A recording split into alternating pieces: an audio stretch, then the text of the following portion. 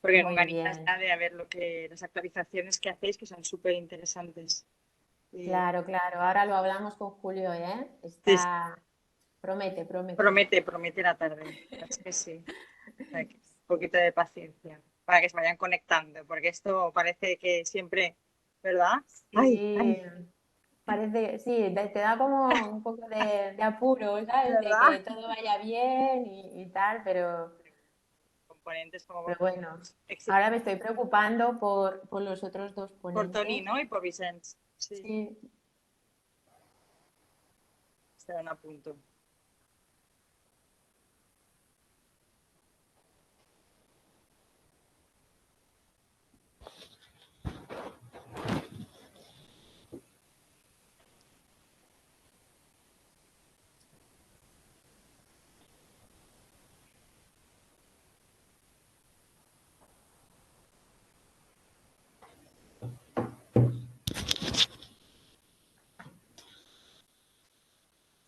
Sí, ahora. Hola Iván, bienvenido.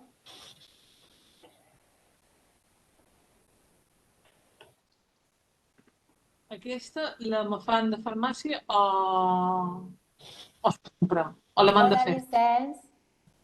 Un momentet. Sí, sí, sí. Ja me connectaré quan pugui, llavors escolta. Que me toca el tercer, jo escolto. D'acord, perfecte. Bé, farem la Vale. haremos la Estic escoltant. presentació La tenc a i... l'ordenador i la compartiré. Vale, has provat si te va bé? Sí, bueno, ara si vol la compartiré Amém? i ho Puc prop. provar? Vale, Sí. espera un moment.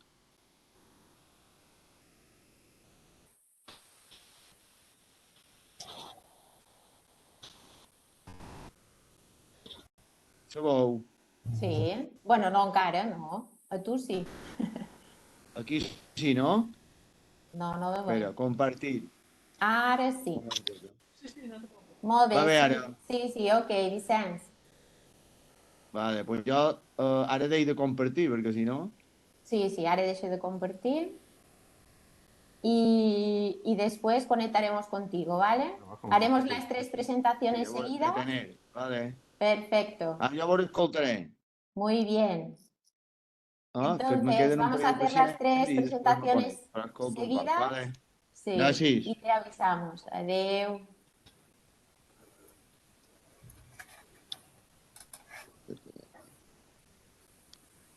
Vale, anem. Sí. Això és la crema. Vale, i la m'han de fer la Una vegada farmàcia? cada dia per la Vicenç, lírica. Una pastilla. Vicenç.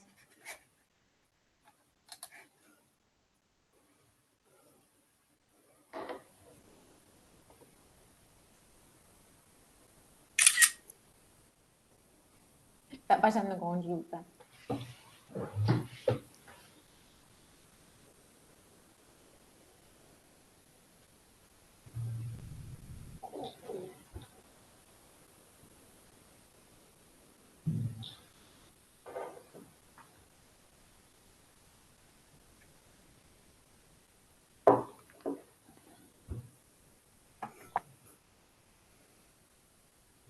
¿Vale?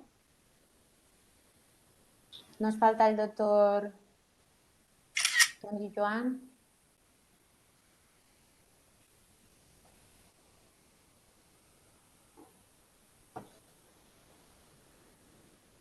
Biel.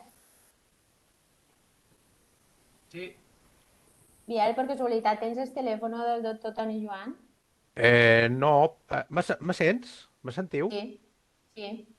No, jo no, però hi ha un Joaquín connectat. En Joaquín, el mío sí que el té. Jo li he enviat un correu ara a Antoni Joan. Joaquín, D'acord. que veo que estás conectado. ¿Tú tienes el teléfono de Toni Joan? Es que està mutat. Vale. Bé, de totes maneres, bueno, esperamos 5 minutos, ¿os parece? Y si no, vamos a dar paso a la presentación y como Julio está conectado y está todo ok, pues empezaríamos con Julio, ¿vale? Esperaremos a 3 minutitos hasta el 5.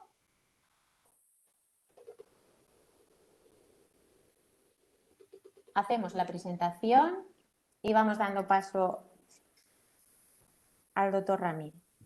Maria Antoni diu en Joaquín que ara el telèfon en Antoni Joan, o sigui que Molt bé. comenci en Julio i Sí. tenim mitja hora, ja se connectarà, segur, Antoni Joan, no te preocupis. Bé, aneu fent via. Perfecte. Per respecte en els timings, hem de ser escrupulosos Sí. amb el tema dels timings, ¿ok? Perfecto, Venga, sí, de acuerdo. venga, me Pues desconecto. vamos a Fins ara. empezar. Bueno, buenas tardes a todos. Buenas tardes, soy María Antonia Maestre, soy farmacéutica del Hospital de Manacor y os doy la bienvenida a este webinar de actualización en Reumaderma. Sobre todo, bueno, en primer lugar, agradezco a mis compañeros de Farupaid el contar conmigo para esta formación, agradecer el interés de todos los que os habéis conectado, la colaboración de todos los sponsors y su participación en estas tan importantes actividades de formación y la participación, como no, de nuestros 3 ponentes, que paso a presentaros. Para esta formación vamos a contar con Julio Ramírez, que es especialista senior de la Unidad de Artritis del Servicio de Reumatología del Hospital Clínic de Barcelona y es investigador del Grupo de Artropatías Inflamatorias en el Instituto de Investigaciones Biomédicas de August Pi y Suñé. Nos va a contar las últimas novedades en artritis reumatoide, estrategias de tratamiento, novedades terapéuticas y biomarcadores de respuesta. El doctor Antoni Joan Mas, jefe de servicio de reumatología del Hospital Sant Llàtzer, reumatólogo de la Red Juaneda y profesor asociado en la Facultad de Fisioterapia de las Illes Balears, nos aportará datos de los nuevos consensos diagnósticos y tratamiento de las espondiloartritis. Y en tercer lugar, el doctor Rocamora, jefe de servicio de dermatología del Hospital de Manacor y profesor asociado de la Facultad de Medicina de la Universidad de las Illes Baleares, especialista en psoriasis, nos va a contestar la pregunta de cómo posicionamos el uso de biológicos y OJAKs en el manejo de la psoriasis y la dermatitis atópica. Por lo tanto, con todos ellos vamos a repasar conceptos, actualizarnos en estas inmunomediadas, que son entidades nosológicas que desde el primer momento que apareció el anti-TNF subcutáneo pues han pasado a formar parte de nuestra cartera en atención farmacéutica y por todo ello se hace primordial que nos formemos, que nos subespecialicemos para poder aportar valor al equipo multidisciplinar y al paciente. Por lo tanto, sin más dilación, pues vamos a por una actualización farmacoterapéutica que promete y vamos a empezar con el doctor Julio Ramírez, con artritis reumatoide. Por favor, Julio, cuando quieras. Muchas gracias, María Antonia. Bueno, agradecerte a ti y a Javier la invitación. Encantado de estar aquí con vosotros. Voy a intentar compartir. Vamos a ver.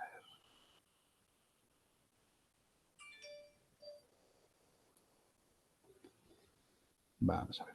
Vale, ¿me podéis confirmar que veis la primera diapositiva?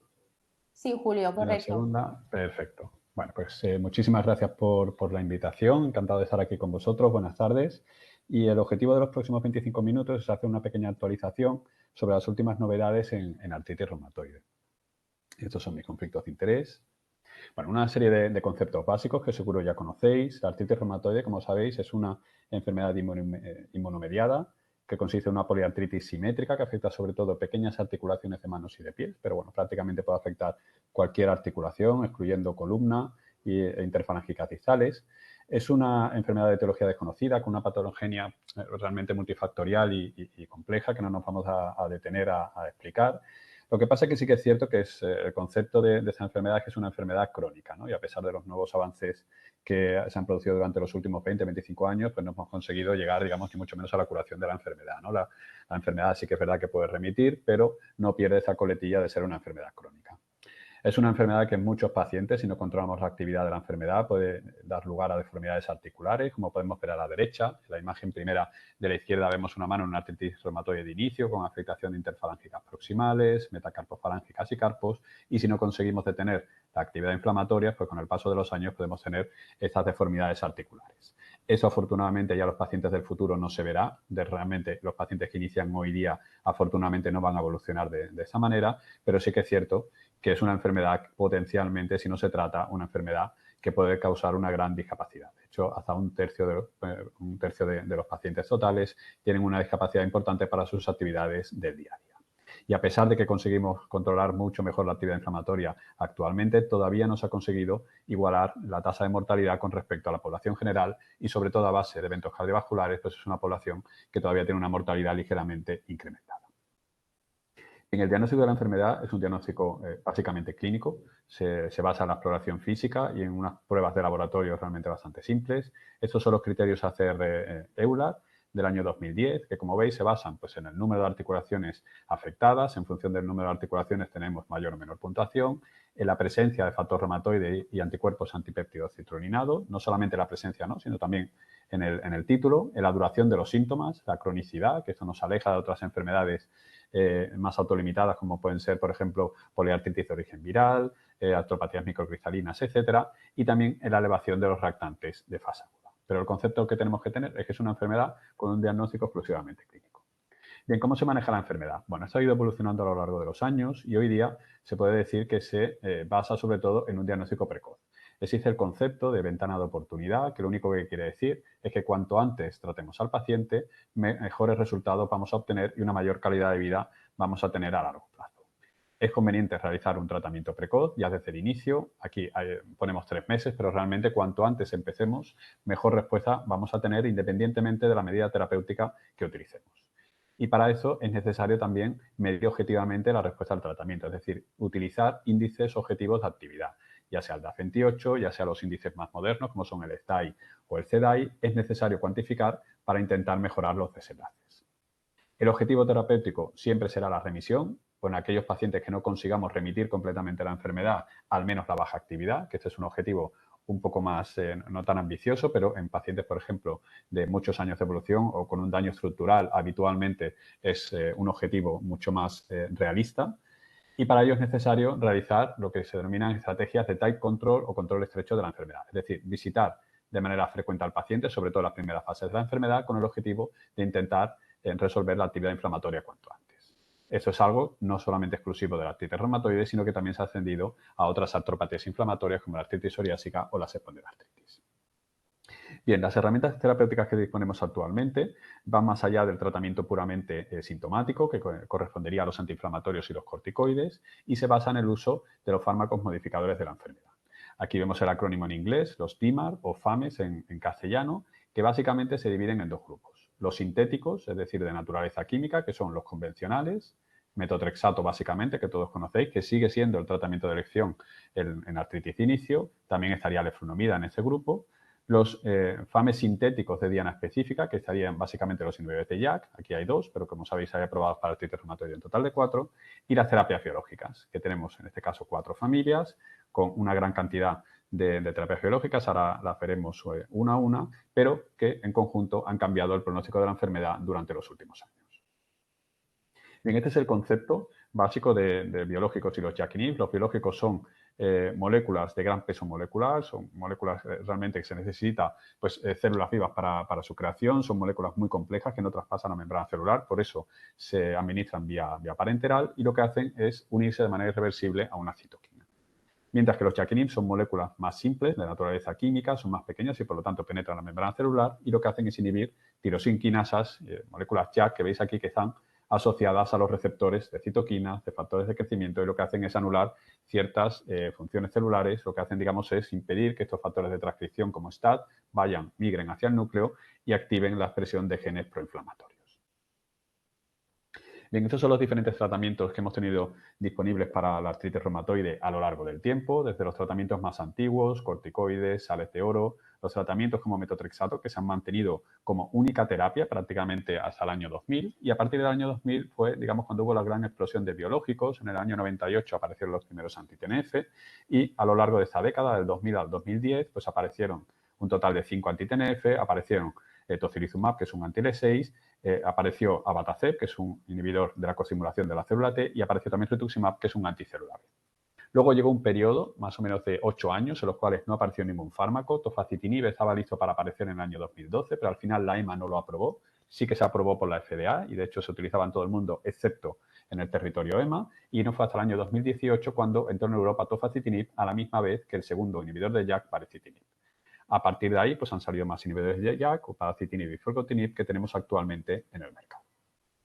Rápidamente, todos los conocéis, tenemos un total de 5 fármacos anti-TNF, los más clásicos, infliximab, betanercept y adalimumab, que aparecieron en los primeros años del 2000. Durante 10 años prácticamente fueron los únicos anti-TNF que utilizábamos y lo que hacíamos era cambiar entre uno y otro cuando el paciente no conseguía una buena respuesta.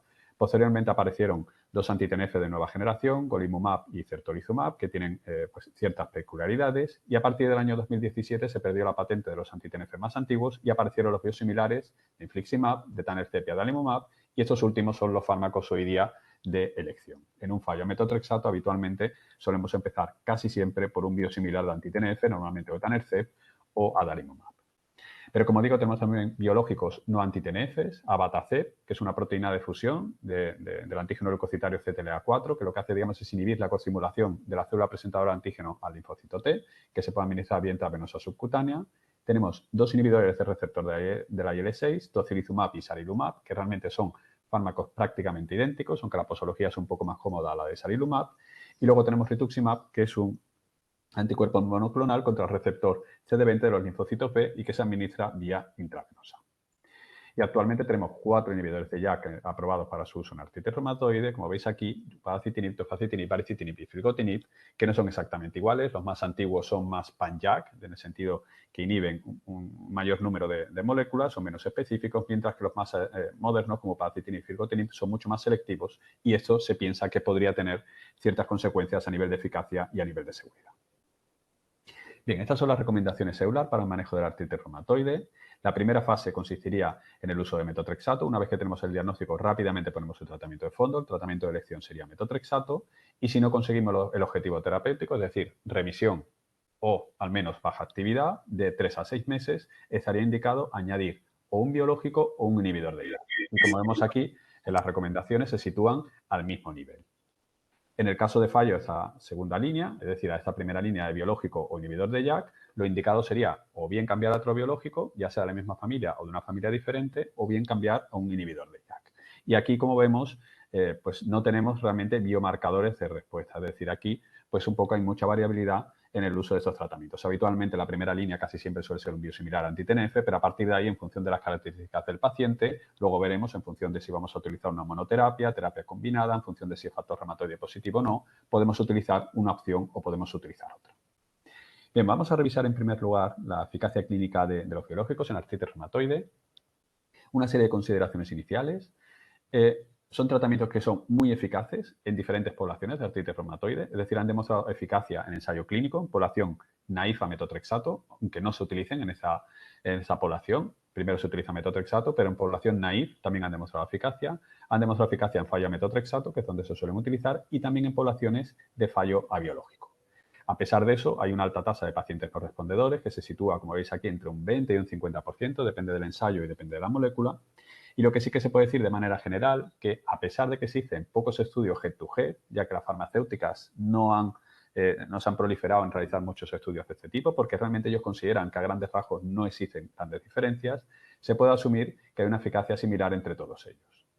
Casi todos los biológicos son más eficaces combinados con metotrexato y, de hecho, en práctica clínica, siempre que se puede, se utiliza la combinación de biológico con metotrexato, aunque sí que es cierto que los inhibidores de IL-6 da la sensación que funcionan muy bien igualmente en monoterapia.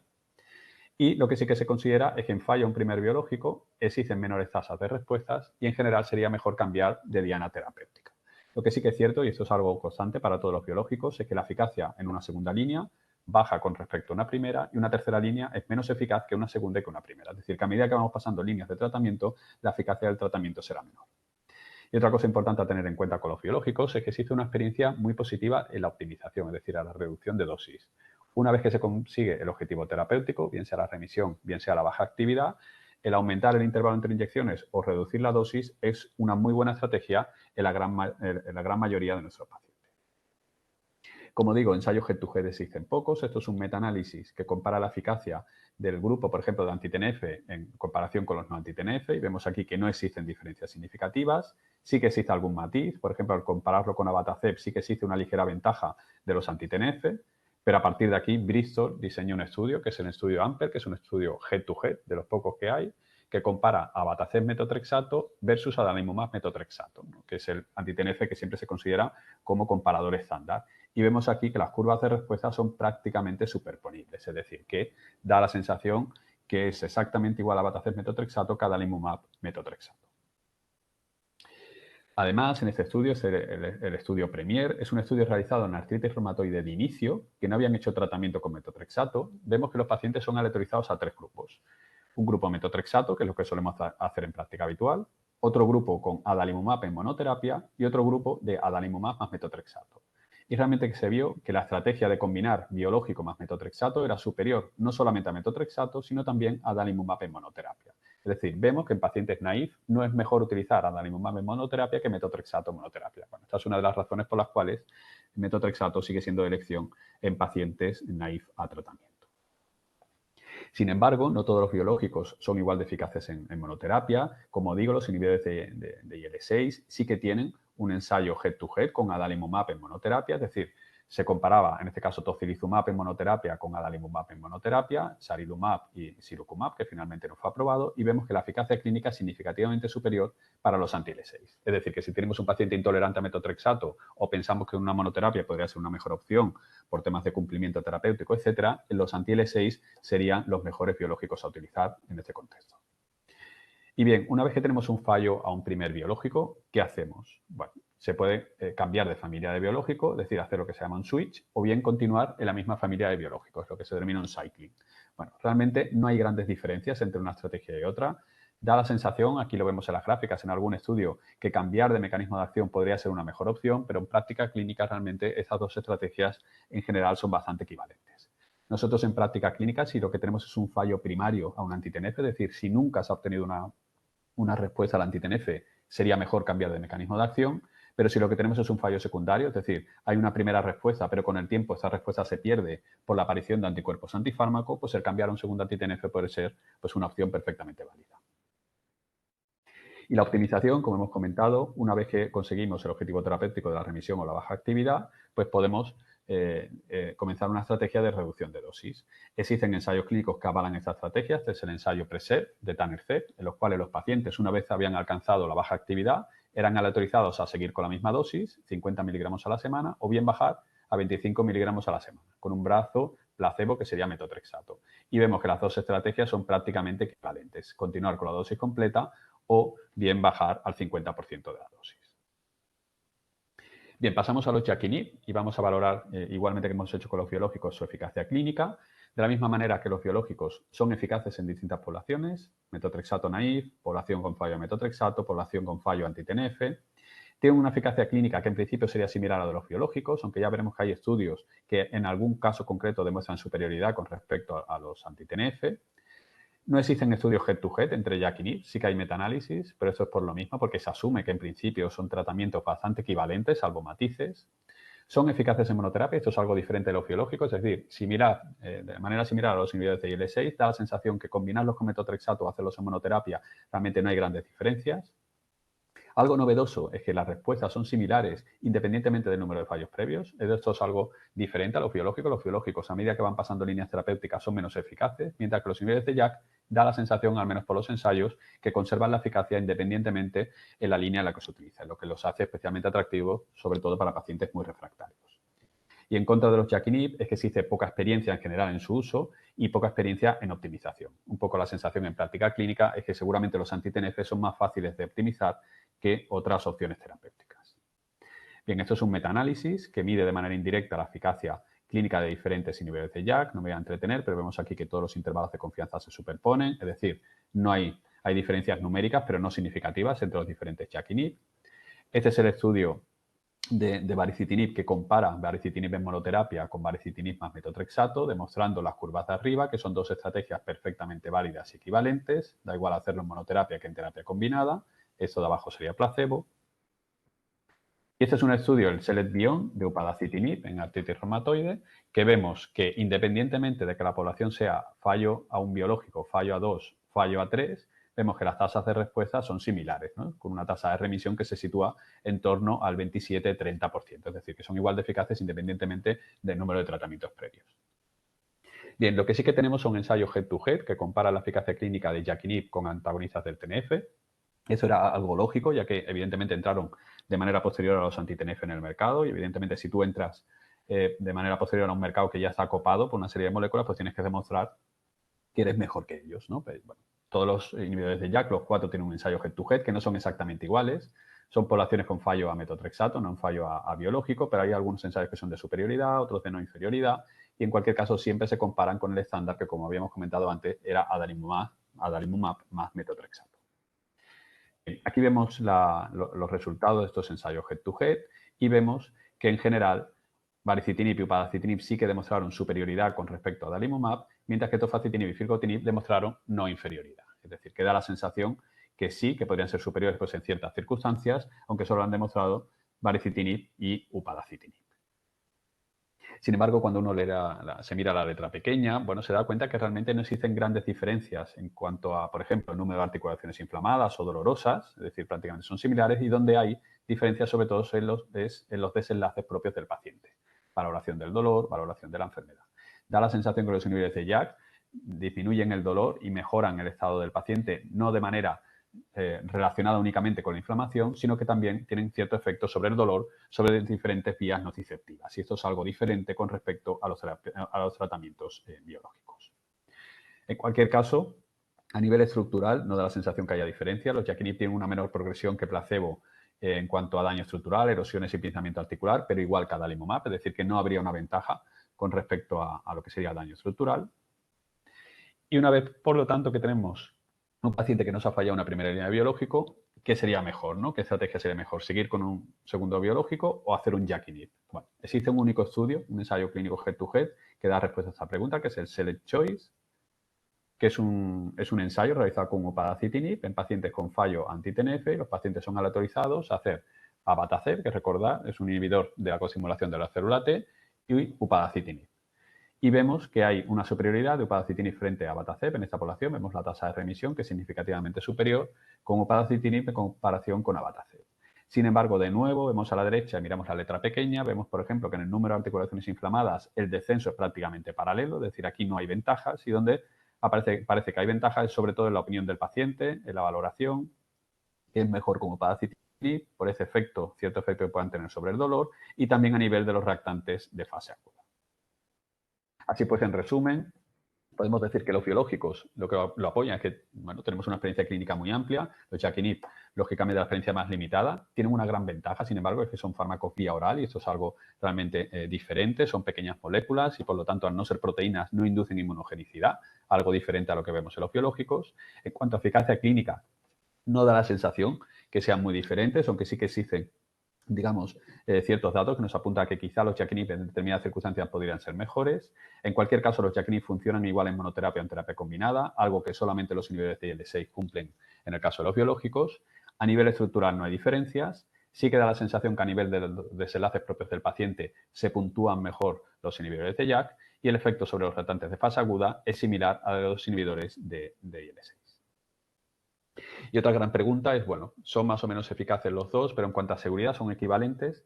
Bueno, en general se puede decir que la tasa de incidencia de infecciones graves es similar entre biológicos y JAK inhib, con algún matiz. Sí que es cierto que hay una mayor frecuencia de infección por herpes zóster y esto es algo que realmente sí que queda muy claro, ya que la incidencia de herpes zóster con JAK inhib es el doble o el triple de la que podemos tener con metotrexato con biológico, aunque sí que es cierto que en su gran mayoría no suelen afectar a más de un dermatoma, no prácticamente nunca conlleva la interrupción completa definitiva del fármaco y, por lo tanto, en general no suele ser un problema en práctica clínica. Más dudas quedan sobre el riesgo cardiovascular. Ahora veremos los resultados del ensayo Oral Surveillance, pero esto es una duda que nos queda, si existe un mayor riesgo de enfermedad cardiovascular o enfermedad tromboembólica a los pacientes que usan JAK inhib.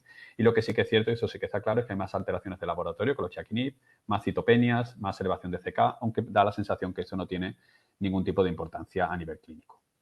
Bien, esto es un metaanálisis donde se compara la tasa de infecciones severas por cada 100 pacientes año y vemos que en general no hay mucha diferencia. Depende más de cuándo se hizo el ensayo. Vemos que los ensayos más antiguos con los anti-TNF tienen una mayor tasa de infecciones porque la población es una población de mayor riesgo, mientras que los ensayos más modernos manejan unas tasas de infecciones severas realmente bastante bajas. Eso es la incidencia de infección por herpes zóster, que vemos que es el doble o el triple con respecto a los biológicos, con la excepción de filgotinib, que tiene una tasa de incidencia pues, realmente baja en sus ensayos. La enfermedad tromboembólica, ya sea trombosis venosa profunda, tromboembolismo pulmonar, no queda del todo claro si hay una mayor incidencia con los JAK inhib con respecto a otras opciones terapéuticas. Al menos en los metaanálisis no se ha terminado de demostrar, pero sí que es cierto que es un antecedente a tener en cuenta a la hora de elegir nuestro tratamiento. Y a destacar 2 ensayos clínicos en cuanto a seguridad. El ensayo ENTRACTA, que lo que hace es comparar 2 biológicos entre sí, en este caso tocilizumab y etanercept. Es un ensayo clínico head-to-head, cuyo objetivo era valorar el número de eventos cardiovasculares en pacientes que empezaban tocilizumab versus etanercept. Y lo que vemos es que después de 3 años de seguimiento, el número de eventos no fue esencialmente diferente entre estas 2 opciones terapéuticas. Pero sí que es cierto que el número de eventos adversos, sobre todo infecciones, y el número de perforaciones intestinales sí que fue significativamente mayor con tocilizumab en comparación con etanercept. Pero en cuanto a riesgo cardiovascular y eventos cardiovasculares, no hubo diferencias. El Oral Surveillance, que seguro todos conocéis, es un ensayo fase 4, head-to-head, que compara un Yakinib, tofacitinib en sus 2 dosis, 5 miligramos cada 12 horas, 10 miligramos cada 12 horas, versus 2 anti-TNF, etanercept o adalimumab, en una población con artritis reumatoide por encima de 50 años y con algún factor de riesgo cardiovascular, como mínimo 1, y su objetivo primario era valorar el número de eventos cardiovasculares mayores y el número de neoplasias. Y vemos que después de una mediana exposición de 4 años, el número de eventos cardiovasculares y el número de neoplasias fue significativamente mayor con tofacitinib en comparación con los anti-TNF. Y eso ha supuesto, sin duda, pues un gran frenazo en la prescripción de estos tratamientos, ya que eso pues, ha tenido un impacto tanto a nivel de recomendaciones, tanto a nivel de warnings, digamos, en estos fármacos. Luego lo podemos discutir, si queréis, en la discusión. En cualquier caso, eso se ha intentado ver en los registros poblacionales, a ver qué ocurre, porque recordemos que tofacitinib está aprobado en Europa desde 2018, pero ya desde 2012-2013 se viene utilizando en todo el mundo. Pues bien, si utilizamos bases de datos americanas con más de 100.000 pacientes con tofacitinib o anti-TNF, pues bien, podemos observar que en general, es decir, tomando toda la población como referencia, no hay diferencias en cuanto a eventos cardiovasculares, pero si cogemos y hacemos un subanálisis en aquellos pacientes con los mismos criterios de inclusión de Oral Surveillance, es decir, por encima de 50 años y con algún factor de riesgo cardiovascular, vemos que se replican los resultados. Hay un ligero incremento, que no sabemos si esto es clínicamente significativo, del número de eventos de los Yakinib con respecto a los anti-TNF. Bien, y ya el último tema que quería tocar rápidamente, porque creo que ya me paso de tiempo, es el tema del techo terapéutico. Y es que, como hemos hablado, independientemente del número de terapias que dispongamos actualmente, que tenemos más de 20 terapias avanzadas, no se consigue aumentar el techo terapéutico. Así como en psoriasis tenemos fármacos nuevos que claramente suponen pues, un adelanto con respecto a las terapias antiguas, en artritis reumatoide no termina de ser así, ¿no? Y no, tenemos este techo de 70, 50, 30, la respuesta CR20, 50, 70, y no da la sensación que incluso cambiando las estrategias eso vaya a mejorar. Estos son los resultados del estudio NORT, que es un estudio realizado en el norte de Europa, en el cual en pacientes con artritis reumatoide de inicio se comparan 4 estrategias: metotrexato, un anti-TNF, certolizumab, abatacept o tocilizumab, y vemos que independientemente de la estrategia de inicio, las tasas de remisión pues, se sitúan entre un 40 y un 50%. Es decir, que ni utilizando un biológico de primera opción aumentamos de manera significativa el techo terapéutico. Por lo tanto, ¿qué podemos hacer para mejorar nuestras respuestas en artritis reumatoide? Pues bueno, por supuesto, desarrollar nuevas dianas terapéuticas y sobre todo buscar biomarcadores de respuesta, es decir, conseguir el fármaco adecuado para cada uno de nuestros pacientes. Y para ello es necesario utilizar biomarcadores. Biomarcadores que da la sensación que se encuentran sobre todo a nivel de membrana sinovial. De cara al futuro, seguramente lo que haya que hacer son análisis moleculares a nivel de membrana sinovial y en función de la vía que esté más expresada, utilizar un tratamiento o utilizar otro. Eso se puede hacer o bien en artritis reumatoide o en cualquier tipo de artritis crónica. Así ya tenemos primeras experiencias. Este es un ensayo, el R4RA, en una población con artritis reumatoide refractaria a biológico, en la cual se hacía una biopsia sinovial y se miraba pues, si había estructuras de folículos linfoides, si era una población rica en linfocito B, si era pobre en linfocito B, y luego se aleatorizaban a rituximab y tocilizumab. Lo que se demostró es que rituximab solamente era eficaz en esta población, la población rica en linfocito B, mientras que tocilizumab no servía tanto en una población como en otra. Posteriormente se han hecho otros ensayos, el ensayo STRAP en población naïf, que demuestra que tocilizumab realmente es una muy buena opción en esta población en fallo a metotrexato, y se irán haciendo más ensayos en los cuales se van a buscar biomarcadores a nivel de la membrana sinovial. Por lo tanto, de cara al futuro, digamos, la medicina personalizada nos dirigiríamos, digamos, igual un poco que en el campo de la oncología. Tener una biopsia sinovial y en función de las vías más expresadas escogeríamos un tratamiento u otro. Bien, en resumen, lo que hemos comentado, las terapias dirigidas, biológicos o Yakinib, han representado una verdadera revolución en el tratamiento de la artritis reumatoide. El pronóstico de nuestros pacientes ha mejorado muchísimo y ha mejorado mucho su calidad de vida. Existen características diferenciales entre biológicos y Yakinib, pero incluso dentro de las mismas familias de biológicos y de Yakinib no son exactamente iguales, aunque sí que da la sensación que la eficacia clínica es similar, con ciertos matices dependiendo de la población. En cuanto a efectos adversos, hay algunos datos diferenciales y esto, pues evidentemente, puede tener ciertas repercusiones sobre su posicionamiento y sobre las estrategias, digamos, sobre todo las recomendaciones. Y por último, nos encaminamos sobre todo a la medicina personalizada. La búsqueda de biomarcadores es el único camino para romper el techo terapéutico. Ya tenemos unas primeras experiencias con ensayos que toman biomarcadores a nivel sinovial de referencia para elegir un tratamiento u otro. Y el camino, como digo, para mejorar nuestras respuestas terapéuticas estaría pues, en la búsqueda de estos nuevos biomarcadores. Muy bien, pues muchas gracias por la atención. Y si queréis, al final del todo, podemos discutir todas estas cuestiones que han ido saliendo. Dejo de compartir. Bien, Julio, la verdad es que enhorabuena por tu exposición. En 25 minutos nos has dado un repaso claro y nos has abierto a un mundo que nos interesa muchísimo, que es el de los biomarcadores de respuesta, pronósticos y de influencia en factores de riesgo que nos van hacia esa tan ansiada medicina personalizada. Muchas gracias, Julio. Enhorabuena. Nada, a vosotros por la atención.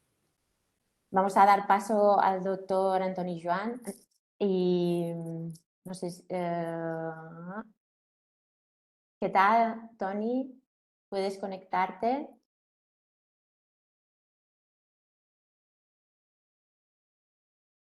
Toni ha aprobado la sesión y está teniendo problemas para cargarla.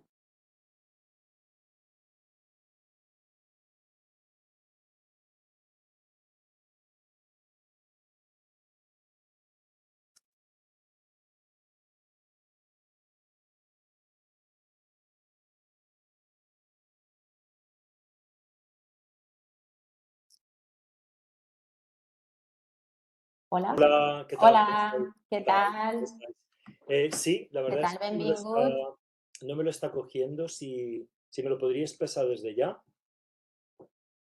La Muy presentación. bien. Vale, ¿Sí? yo es que no me ha llegado el correo. ¿No ha El llegado? problema es ese. Joder, es que no Espera, sé. voy a ver si está en correo spam. No.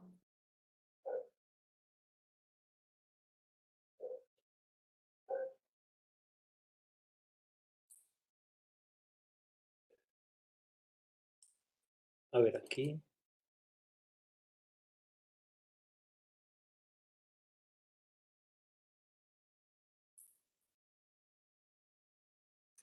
¿No te ha llegado? Espera. En compartir pantalla no te lo No me lo coge. coge, es que De acuerdo. estoy en otro ordenador. A ver, espera. A ver, es este. Enviado. Desiniciado.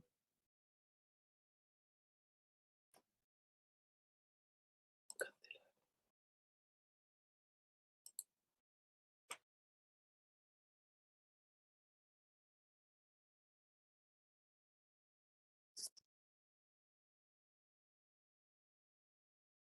Un momento.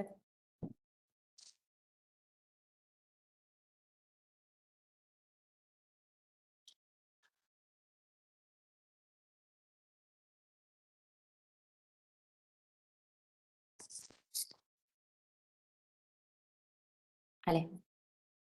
Voy a ver.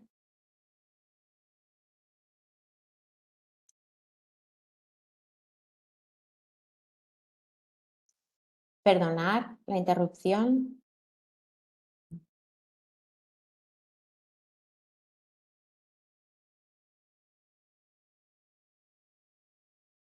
Tony, no me llega el correo, lo siento.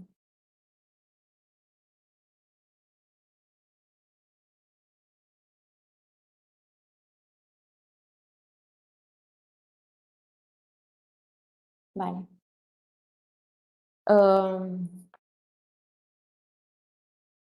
Vamos, ¿os parece que hagamos un cambio de orden y intentemos a la tercera ponencia que sea el doctor Tony Joan? Vicens, ¿estás conectado? Hola. Mia, jo Hola. tenc pacient i després puc xerrar, no hi ha problema. Ja ho tenia controlat, saps? Lo he mandado Lo he mandado a 3 emails que me habéis dado. Sí. Mira, ara, jo d'aquí 5 minuts ho tenc. Vale. D'acord, te donem coses. Gràcies, Vicenç. Ho intentam. Que raro. Jo, en el meu correu no m'entra.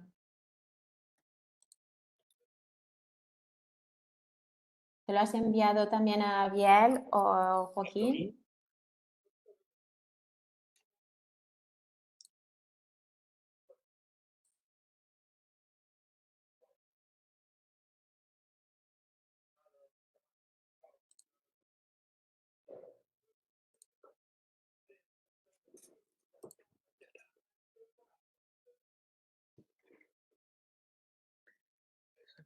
¿Y por qué no lo coges?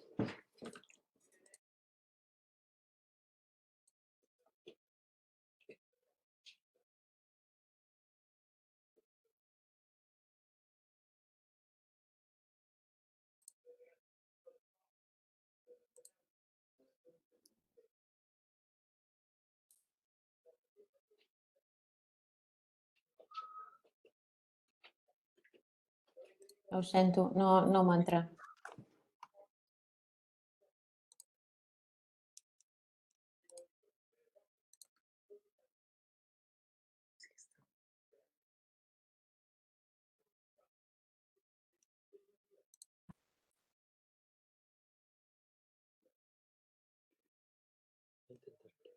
Toni, ho deixam per tercera ponència, et sembla? I així tindrem aquesta mitja horeta per arreglar-ho? Espera un segon. Sí. Ara sí, ara ja molt sí, bé, Toni. Perfecte. Perfecte, ja ho tenim. Perdoneu, jolín. No, tranquil. Exigències del directe. És que estic amb un ordenador que no és meu i... Sí, ya, sols això Perdoneu, ja basta. Bueno, muchas gracias, doctor Juan, para haber preparado esta ponencia y nada, sin más dilación, empezamos con la actualización en espondiloartritis de parte del doctor Joan del Servicio de Reumatología del Hospital Sant Llàtzer. Adelante. Muy bien, muchísimas gracias y disculpad esta demora. He cambiado de ordenador y tenía un problema técnico con Apple, que no estoy acostumbrado. Y me ha gustado muchísimo la ponencia de Julio, al que aprovecho para saludar. Toni, perdona que te interrompi, però no veiem la pantalla. ¿No veis la pantalla? No. ¿Pero le veis o no? Le veiem. Joder. Sí. Ara. ¿Sí? Ara sí. L'està compartint en Joaquín. Ah, vale. Perfecte. Pues aprofitamos així. Vale, i jo li aniré dient. Ell t'anirà passant, veig. D'acord? Vale. Molt bé, Toni. Vinga, gràcies, Sí, disculpad. Bueno, comentaba que era diferente a... Espérate un momentito. Vale, era diferente a como lo ha orientado Julio, porque yo he aprovechado datos del último Congreso Europeo de Reumatología para hablar de una serie de conceptos de actualización en el consenso de esta enfermedad, de la espondiloartritis. Si va Joaquín, anem passant, yo te diré. Estos son mis conflictos de interés. Más grande. ¿Podemos pasar?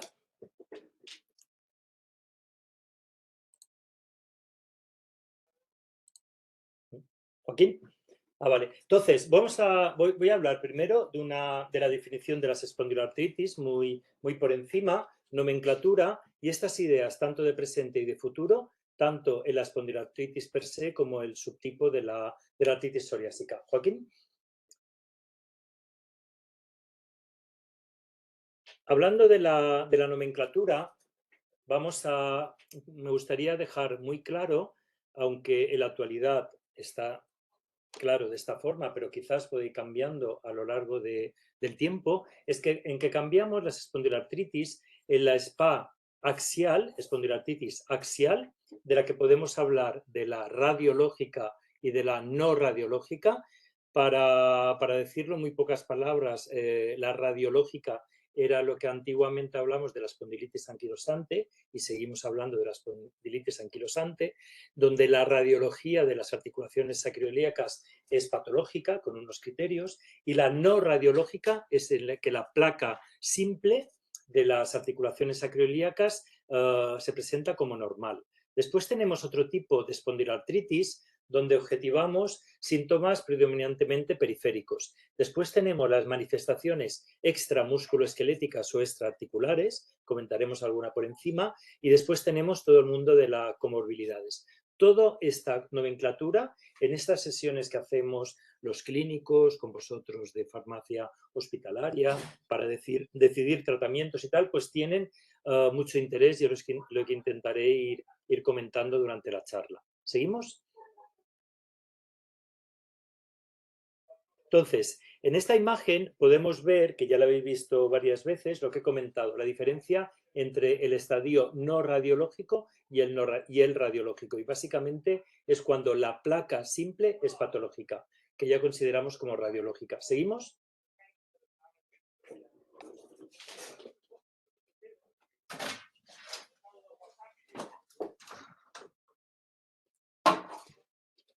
Entonces, los criterios SASA para la clasificación de las espondiloartritis ya los conocéis, pero quiero que quede muy claro que el paciente tiene que haber tenido un dolor lumbar, puede ser mecánico, inflamatorio, crónico, más de 3 meses, tiene que ser paciente joven, donde esta clínica tiene que aparecer en menores de 45 años, y podemos tener el brazo donde objetivamos una sacroiliitis radiológica o no, por radiología simple o por resonancia, o bien el brazo donde tenemos un B27 positivo. El de la radiología nos basta un criterio y en el de la B27 necesitamos 2, de todos estos que tenemos aquí. ¿Podemos seguir? Estamos hablando del axial. Cuando hablamos de la periférica, ya desde hace unos años hemos puesto los conceptos de artritis, entesitis o dactilitis. Veremos alguna imagen. La artritis, hablando específicamente de la membrana sinovial, la entesitis de esta zona de inserción en el hueso de cápsula, ligamento, tendón, y la dactilitis, que sería una suma de ambas, ¿no? Y el dedo en salchicha, ya que estamos en Mallorca, el dit en botifarró. Y a partir de aquí, de estas 3 entidades, podemos buscar un criterio o 2 de los que tenemos en estos dos columnas y podemos clasificarlo como periférica. Puede tener interés a nivel terapéutico, ya comentaremos. ¿Podemos seguir? La entesitis, zona de inserción, podemos seguir. Podemos seguir.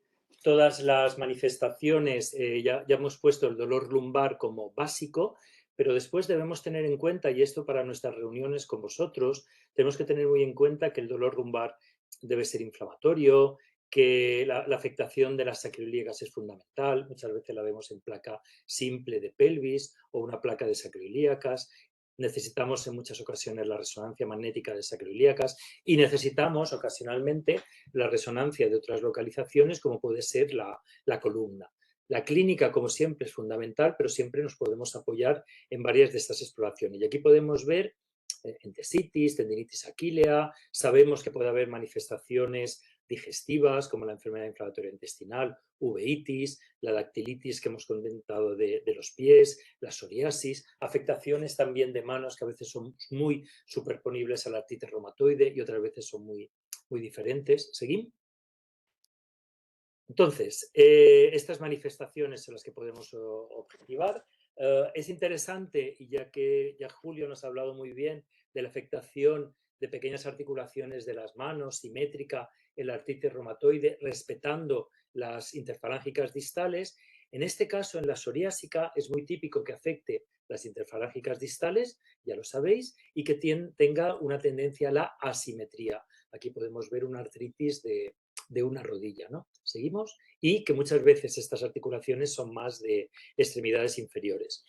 Una diapositiva de prevalencia para poder objetivar que tanto la espondiloartritis en su conjunto como la espondiloartritis, hablando de la artritis psoriásica, pues tienen una variabilidad en la afectación de las articulaciones rizomiélicas, las que tenemos al lado de la columna, hombros, caderas, las articulaciones de extremidades inferiores como del medio pie, las periféricas, entesitis, dactilitis. Pasamos a la siguiente, donde es muy típica todo este tipo de afectación con estas prevalencias que pongo aquí, pero especialmente en la psoriásica podemos ver que las afectaciones periféricas, las entesitis, la dactilitis tienen una predominancia muy relevante.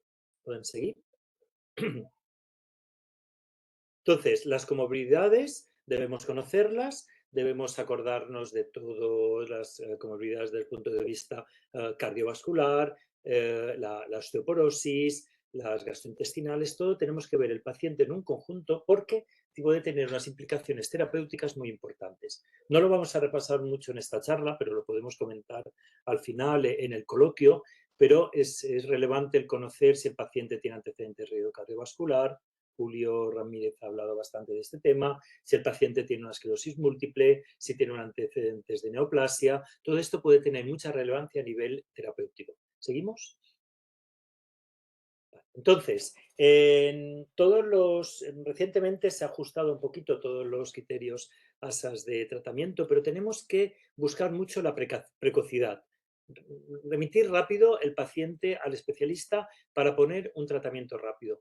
Debemos evaluar al paciente de forma sistemática y repetida e igual por todos los especialistas. Tienen que tener un rápido acceso a fármacos biológicos y similares. Debemos hacer controles realmente claros y específicos para poder tomar decisiones terapéuticas de introducir un fármaco, retirarlo, cambiarlo, optimizarlo. Podemos pasar a la siguiente.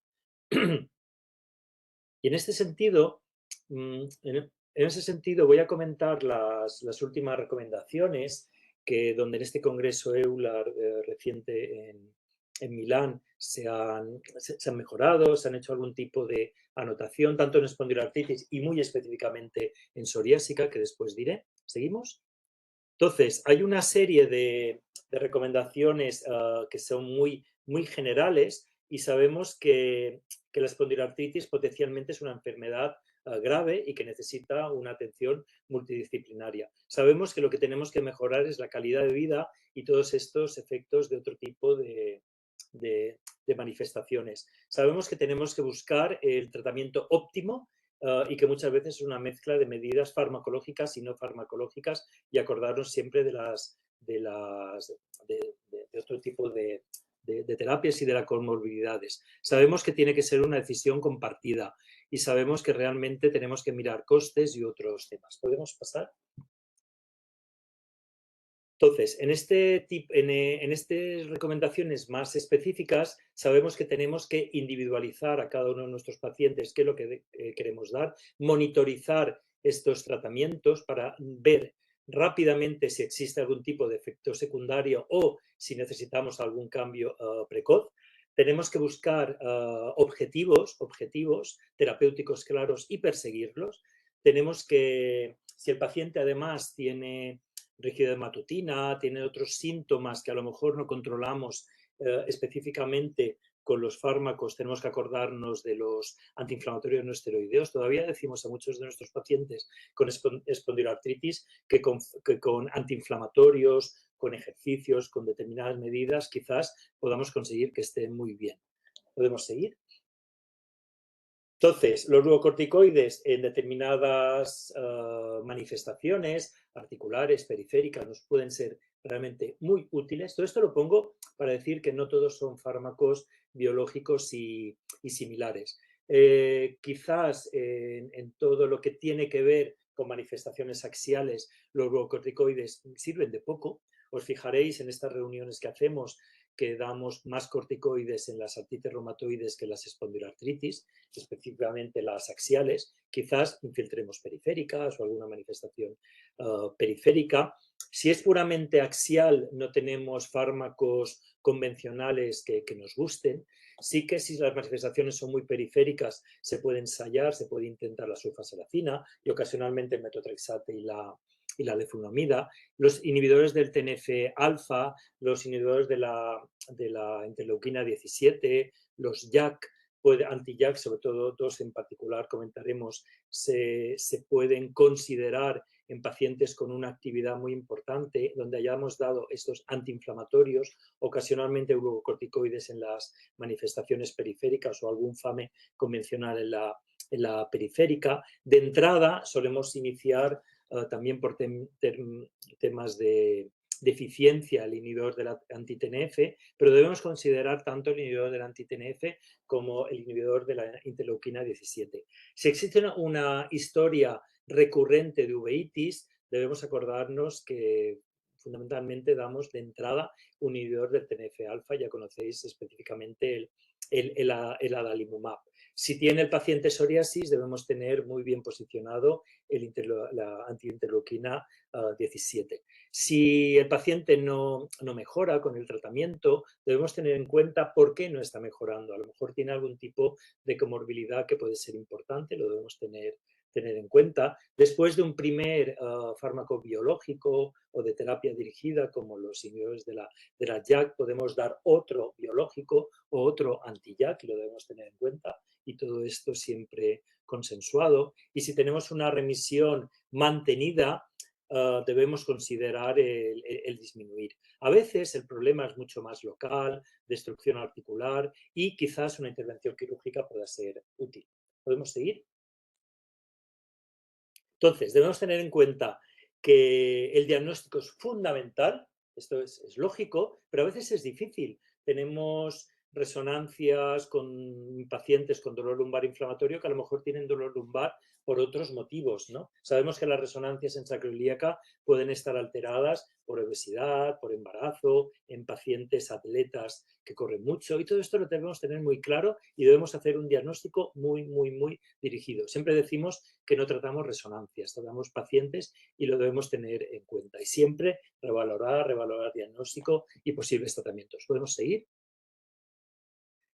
Entonces, dentro de los consensos, como he comentado, primero se hace un diagnóstico muy importante, el que esté muy, muy, muy dirigido. Siempre damos antiinflamatorios, fisioterapia, ejercicios, educar, hablar con ellos. Siempre, siempre, siempre debemos acordarnos de los antiinflamatorios, y en estas reuniones que hacemos con vosotros lo debemos decir. El paciente debe haber iniciado 1, 2 tipos de antiinflamatorios bien dados a la dosis correcta. ¿Seguimos?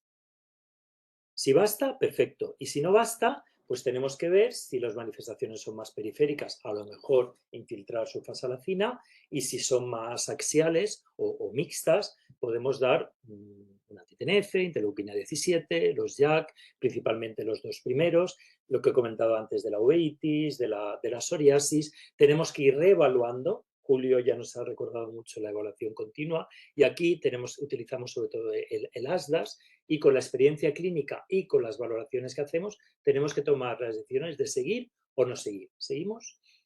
Si no seguimos, pues podemos cambiar, podemos valorar otro, ir continuando y bueno, ir tomando estas decisiones, y al final, si el paciente ya lleva un tiempo, quizás 1 año en remisión continua, tenemos que valorar el disminuir, incluso ocasionalmente retirar. ¿Podemos seguir?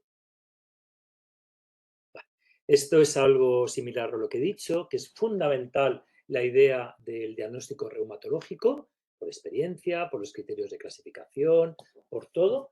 Es fundamental el saber si el paciente tiene sacroileitis o no, o si tiene los reactantes de fase aguda, específicamente la proteína C reactiva. Quizás tenga un valor diferente que podemos comentar al final que en la artritis reumatoide, y si ha fallado este tratamiento convencional, antiinflamatorios, ejercicio, lo que sea. Y allí empezamos el tratamiento. ¿Seguimos? Eso es un poco repaso de lo mismo. Podemos continuar. En este caso es muy importante la opinión del reumatólogo, consensuada, de cada vez estamos comentando más los pacientes, y esto es de agradecer, no solo entre los reumatólogos, sino también con vosotros, con radiología, y nuestra opinión, y con medidas como por ejemplo las ASDAS, tomamos decisiones. ¿Seguimos?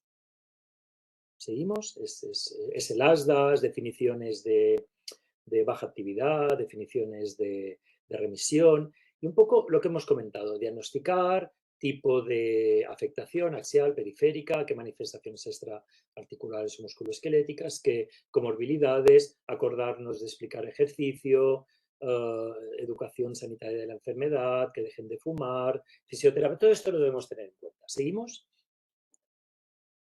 Podemos seguir. Esto quería poner una diapositiva recordando que el treat to target, el type control, ya sabéis que la artritis reumatoide está muy clara y la espondilitis, la artritis también. Tenemos que tener un objetivo y perseguirlo. Y tenemos que hacer los controles necesarios para ver realmente que este objetivo lo estamos consiguiendo. Si tenemos que ver al paciente cada 2 semanas, pues cada 2 semanas. Aquí únicamente recordar los fármacos que disponemos para las espondiloartritis, por ejemplo, en los JAK, ya veis que sale tofacitinib y upadacitinib, estamos hablando de espondiloartritis axial, y tiene interés los interleuquinas 17 y el etanercept, su contraindicación relativa o no mejoría con la enfermedad inflamatoria intestinal. Aquí ya he colocado el bimecizumab, como una interleuquina 17 especial, también con el subtipo F, que comentaremos un poquito más en psoriasis. ¿Podemos seguir? Aquí ocurre un poquito lo mismo de los que tenemos y de los que se ha visto que seguramente no serán útiles en este tipo de enfermedades. Pero vemos que las familias están muy relacionadas con el anti-TNF y las interleuquinas 17, donde todavía existe un camino de futuro. ¿Seguimos? Entonces, siempre debemos acordarnos analgésicos. Todos tenemos pacientes que siguen con dolor, no estamos seguros de por qué no mejoran, tal, y a lo mejor tienen fibromialgia, espondiloartrosis asociada, una lumbalgia por otro motivo, y a veces mejorando la analgesia antiinflamatoria, todo esto nos pueden ser muy útiles. ¿Seguimos? ¿Seguimos? Podemos seguir. Esto es un poquito la repetición de lo anterior, un poquito lo que hemos dicho antes. Podemos seguir. Que de alguna manera recordamos que si la manifestación es más axial, periférica, tenemos todo este abanico muy amplio y con las consideraciones especiales de enfermedad digestiva, psoriasis, uveitis, entre otras. ¿Seguimos? Vale, podemos seguir y yo creo que iremos directamente a las espondiloartritis en general y más en el momento actual. También en del IPSALUT han salido unas directrices en relación a eficiencia, pero yo creo que todas las consideraciones especiales de los inhibidores de las JAK que ha hecho Julio es un poco lo que queríamos comentar, ¿no? En relación que quizás tengamos una preferencia de inhibidor del TNF-alfa, especialmente por criterios de eficiencia y de los interleuquinas 17. Y sí que hay una serie de factores de riesgo de progresión que los debemos tener en cuenta. Sexo masculino, elevación de la PCR, afectación importante espinal, el ser fumador, mucha inflamación de resonancia, gente muy trabajadora. ¿Podemos seguir? Entonces, ideas de futuro. Veremos si en breve podemos tener más noticias de otros inhibidores de la JAK como el filgotinib o bien otro interleuquina 17 como el bimekizumab. ¿Podemos seguir? ¿Podemos seguir? Entonces, más específicamente, y ya digo, recién salido del horno, existen unas recomendaciones especiales de un subtipo de la espondiloartritis, la psoriásica. ¿Podemos seguir?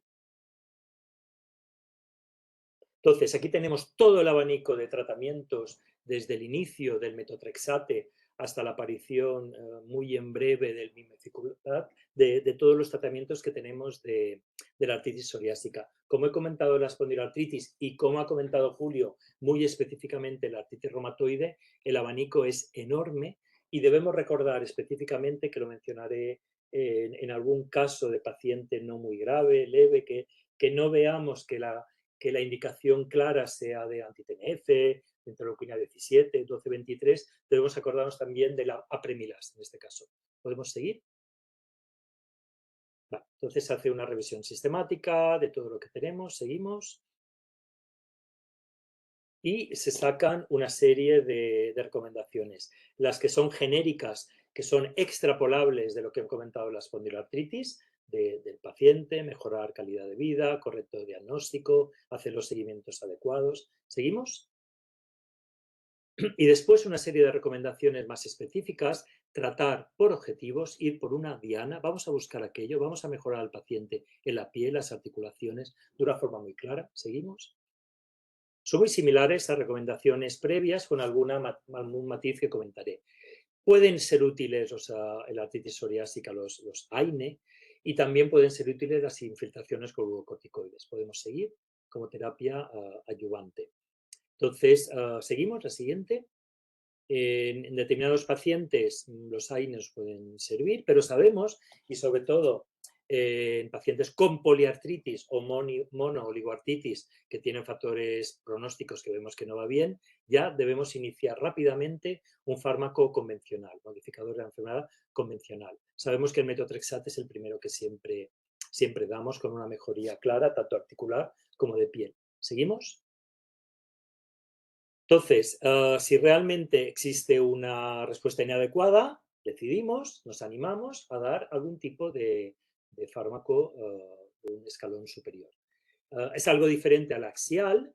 Aquí volvemos a tener los 5 inhibidores de TNF-alfa, volvemos a tener interleuquina 17. Ya no tenemos, bueno, tenemos, perdona, el 12-23, que no lo teníamos en la anterior. El ustekinumab, tenemos todo el campo de IL-23, uselkumab, risankizumab, que no tenemos en la espondilatitis axial, donde no han demostrado eficacia, y tenemos nuevamente el BIME, que ya hemos comentado con anterioridad, ¿no? Que es el subtipo STF de la interleuquina 17. ¿Seguimos? ¿Seguimos? Esto es para ver que todos tienen una eficacia bastante similar en gran parte de los pacientes comparados con placebo y en alguno de ellos, por ejemplo, el secukinumab y el ixekizumab comparados con el adalimumab. ¿Seguimos? Entonces, en estos pacientes donde existe una respuesta inadecuada a algún biológico, debemos intentar otro. O quizás una pequeña molécula, lo debemos tener en cuenta, siempre acordándonos de las peculiaridades especiales de las pequeñas moléculas y siempre acordándonos que en espondiloartritis y en psoriásica las indicaciones las tenemos con el tofacitinib, upadacitinib. ¿Seguimos? En pacientes con una enfermedad no tan severa, quizás debamos tener en cuenta el apremilast. ¿Seguimos? Con un inhibidor de la fosfodiesterasa 4. En pacientes con una entesitis y muy clara, con respuesta inadecuada a los antiinflamatorios, podemos valorar el infiltrar o podemos valorar el poner un biológico y se tiene que individualizar en cada uno de estos casos. ¿Podemos seguir? En pacientes con una clínica axial muy relevante y que no baste los antiinflamatorios no esteroideos, podemos iniciar algunos de los interleuquinas 17, interleuquina anti-TNF y los inhibidores de la JAK. Quizás, y dependiendo de la afectación cutánea, tengan más valor este tipo de pacientes incluso desde el inicio que en espondiloartritis axial, donde el anti-TNF siempre lo tenemos muy bien posicionado. ¿Seguimos? Vale. Entonces, tenemos que buscar el mecanismo de acción y lo tenemos que buscar por las manifestaciones articulares, obviamente, hablamos desde el punto de vista de reumatología, pero también por las manifestaciones cutáneas, la piel, que puede tener alguna consideración, donde la interleuquina 17 o la 23 o la 12-23 tienen mucho interés, lo sabemos, y el doctor Rocamora nos comentará su eficacia en psoriasis, también en la uveitis, la anti-TNF y también en la enfermedad inflamatoria intestinal. Debemos tener en cuenta qué tipo de anti-TNFs podemos dar y el evitar el anti-L17. Quizás el resto, 12-23, 23 y los JAK pueden estar muy bien posicionados. ¿Seguimos? Entonces, ya recordamos un poquito lo mismo según las manifestaciones extramusculoesqueléticas. ¿Seguimos? Entonces, ya para acabar, en pacientes con una respuesta inadecuada o con algún tipo de intolerancia, biológicos, JAK, podemos dar otro biológico o podemos dar otro JAK o podemos cambiarlos entre ellos. Incluso fármacos de la misma clase. Todo esto consensuado en cada uno de nosotros. Y el paciente está en remisión, valorar, disminuir, incluso retirar. El siguiente. Entonces, esta era un poco la idea general que quería dar, recordar este tipo de enfermedad, de la psoriásica se podía haber hablado mucho más de las clasificaciones, debemos tenerlos en cuenta, no debemos olvidarnos de correcto diagnóstico, aunque parezca de perogrullo, no debemos olvidarnos de la posibilidad de tratamientos y de las comorbilidades. Y saber que estos consensos nos ayudan muchísimo para tomar actuaciones terapéuticas. Muy bien, muchísimas gracias y nuevamente disculpad los problemas técnicos.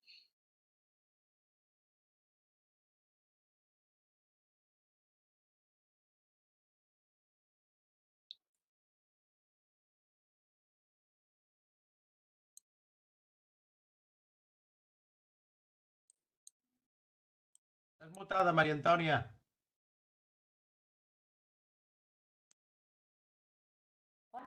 Ara. Ara, estaba mutada, perdón.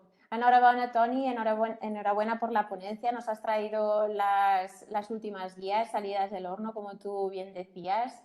Y bueno, para nosotros es siempre bueno, un gran avance que nos las expliquen y la verdad es que nos has hecho un repaso exhaustivo. Gracias, Toni. Y nada. Os habéis puesto de acuerdo, diagnóstico rápido, tratamiento rápido, ventana terapéutica y personalización. Por lo tanto, estamos coordinados. Seguimos con el doctor Rocamora y nos va a hablar bueno, pues del posicionamiento de biológicos y JAKs en psoriasis y dermatitis. Cuando quieras, Vicens. Bueno, buenas tardes. Yo cuando me pidieron esto, me pilló a contrapié, porque claro, esto es un tratado de dermatología. Ya el doctor Álvarez y Toni han explicado muchas cosas de las que yo voy a hablar. Esto está bien y está mal, porque cuando te pisan muchas cosas te das prisa, pero me lo había preparado y me creía que sabía poco y resulta que de los JAKs, la charla del doctor Álvarez ha quedado súper claro y en cuanto al posicionamiento de JAKs y biológicos en artritis reumatoide y en espondiloartropatía, yo creo que Toni también lo ha dejado claro. Y yo os voy a hablar de un poco de artropatía psoriásica, que no soy experto, y de cómo posicionamos a los biológicos y JAKs en la psoriasis o cómo yo creo que hay que posicionarlos. Los efectos adversos los voy a pasar rápido porque hemos hablado de esto y yo creo que lo que nos va a enriquecer va a ser el debate. Entonces empezamos diciendo que la psoriasis hay que tratarla sí o sí. Ya sabemos que tenemos fármacos muy eficaces y nosotros no necesitamos mucha cosa. Los JAKs han venido, pero en psoriasis no creo que sean necesarios. Ha salido uno que es el deucravacitinib, que este sí que creo que va a funcionar, y a Apremilad lo utilizamos en localizaciones especiales en psoriasis moderadas. Entonces, el objetivo terapéutico para nosotros en psoriasis, como ha dicho Toni o el doctor Álvarez, para nosotros ya sí que podemos conseguir un PASI 100, que es una limpieza completa del paciente, y convertirlos, como yo diría, en gente pues como uno que no tiene enfermedad. Entonces, esto sí que estamos acostumbrados, ya lo podemos conseguir. El problema en la articulación no es el mismo, porque si ya la articulación está dañada no podemos revertirla. Y además vemos que estamos parando la mochila emocional de nuestros pacientes y conseguimos que no haya patología psiquiátrica asociada, como se ha demostrado hoy en día que hay cuando hay una inflamación crónica mantenida. Entonces, las recomendaciones del grupo español fueron esto, fueron que al menos alcanzar una respuesta PASI 90. Un PASI 90 es un paciente que nos queda con una plaquita en la rodilla, que esto no tiene por qué preocuparle, o alcanzar un PASI absoluto menos de 3. Pero lo que nosotros ya intentamos hoy en día es que tener un PASI 100, o al menos acercarse al PASI 100 o PASI menor de 1. Por tanto, todas las terapias biológicas se pueden prescribir, según el Grupo Español de Psoriasis, en función de las indicaciones en su ficha técnica, y nosotros tenemos que dar la mejor posible y no tiene que haber inequidades entre comunidades autónomas y hospitales. Entonces, el manejo de psoriasis para nosotros ya es muy fácil porque ya controlamos bastante los fármacos biológicos, tenemos un amplio abanico de tratamientos. Sabéis que muchos de estos primero van a dermatología y después se extrapolan a reumatología. Nosotros tenemos muchos estudios de coste-eficacia, pero de coste-eficacia de verdad, que podemos limpiar al paciente. No tenemos esta carencia de fármacos o estos pacientes, como yo veo la consulta compartida con reumatología, que no funciona, no acabamos de mejorarles. Siempre nos dicen, me duele un poquito esto, sigo con dolores, dices, tendrán artropatía, tendrán un poco de artrosis asociada. Esto nosotros en psoriasis no lo vemos y vemos que de cada vez tratamos mejor y podemos revertir la enfermedad, como vosotros sabéis, con el tema de las TRM residentes en la piel, que se ha visto que si controla la enfermedad precozmente, podemos hacer que el paciente no desarrolle enfermedad psiquiátrica, comorbilidades o artropatía psoriásica posteriormente. Entonces, de artropatía psoriásica voy a hablar poco, sí que tenemos que saber los dermatólogos que hay comorbilidades asociadas como el Crohn o la artropatía y también debemos conocerlas. Entonces, ¿qué nos piden los pacientes a nosotros? Pues nos piden que el coste les importa poco, pero bueno, lo que nos piden más es que tengan pocos efectos adversos y que el tratamiento sea rápido. Esto es lo que nos piden nuestros pacientes. Ya no quieren cremitas, no quieren nada porque han leído y no quieren fármacos que pueden dar efectos adversos porque hoy en día ya saben que es más seguro para ellos tratarse con un fármaco biológico, con una molécula pequeña, que con FAMES o con ciclosporina. Entonces, piden seguridad y además piden no tener picor, no tener ardor y estén libres de placas de psoriasis. Entonces, ya conocemos mucho los efectos adversos, conocemos los efectos adversos de IL-23, IL-17, IL-12-23 y de los anti-TNF. Controlamos muchísimo estos efectos, ya no nos da miedo la tuberculosis porque la controlamos bastante y sabemos que con IL-23 podemos tratar pacientes con mantús positivo, aunque no tratemos con isoniazida y pueden ir bien. Sabemos que el índice de suicidios que decían con brodalumab, que tampoco es tanto, puede haberlo. Sabemos que con ustekinumab tenía una amplia experiencia de efectos adversos que no había, que en los registros Corona, en el Mundial, en la base de datos española no había problemas. Sabemos que con los TNF tampoco hay tantas malignidades, sí que a dosis muy altas y sí que teníais más los reumatólogos o los digestólogos que nosotros.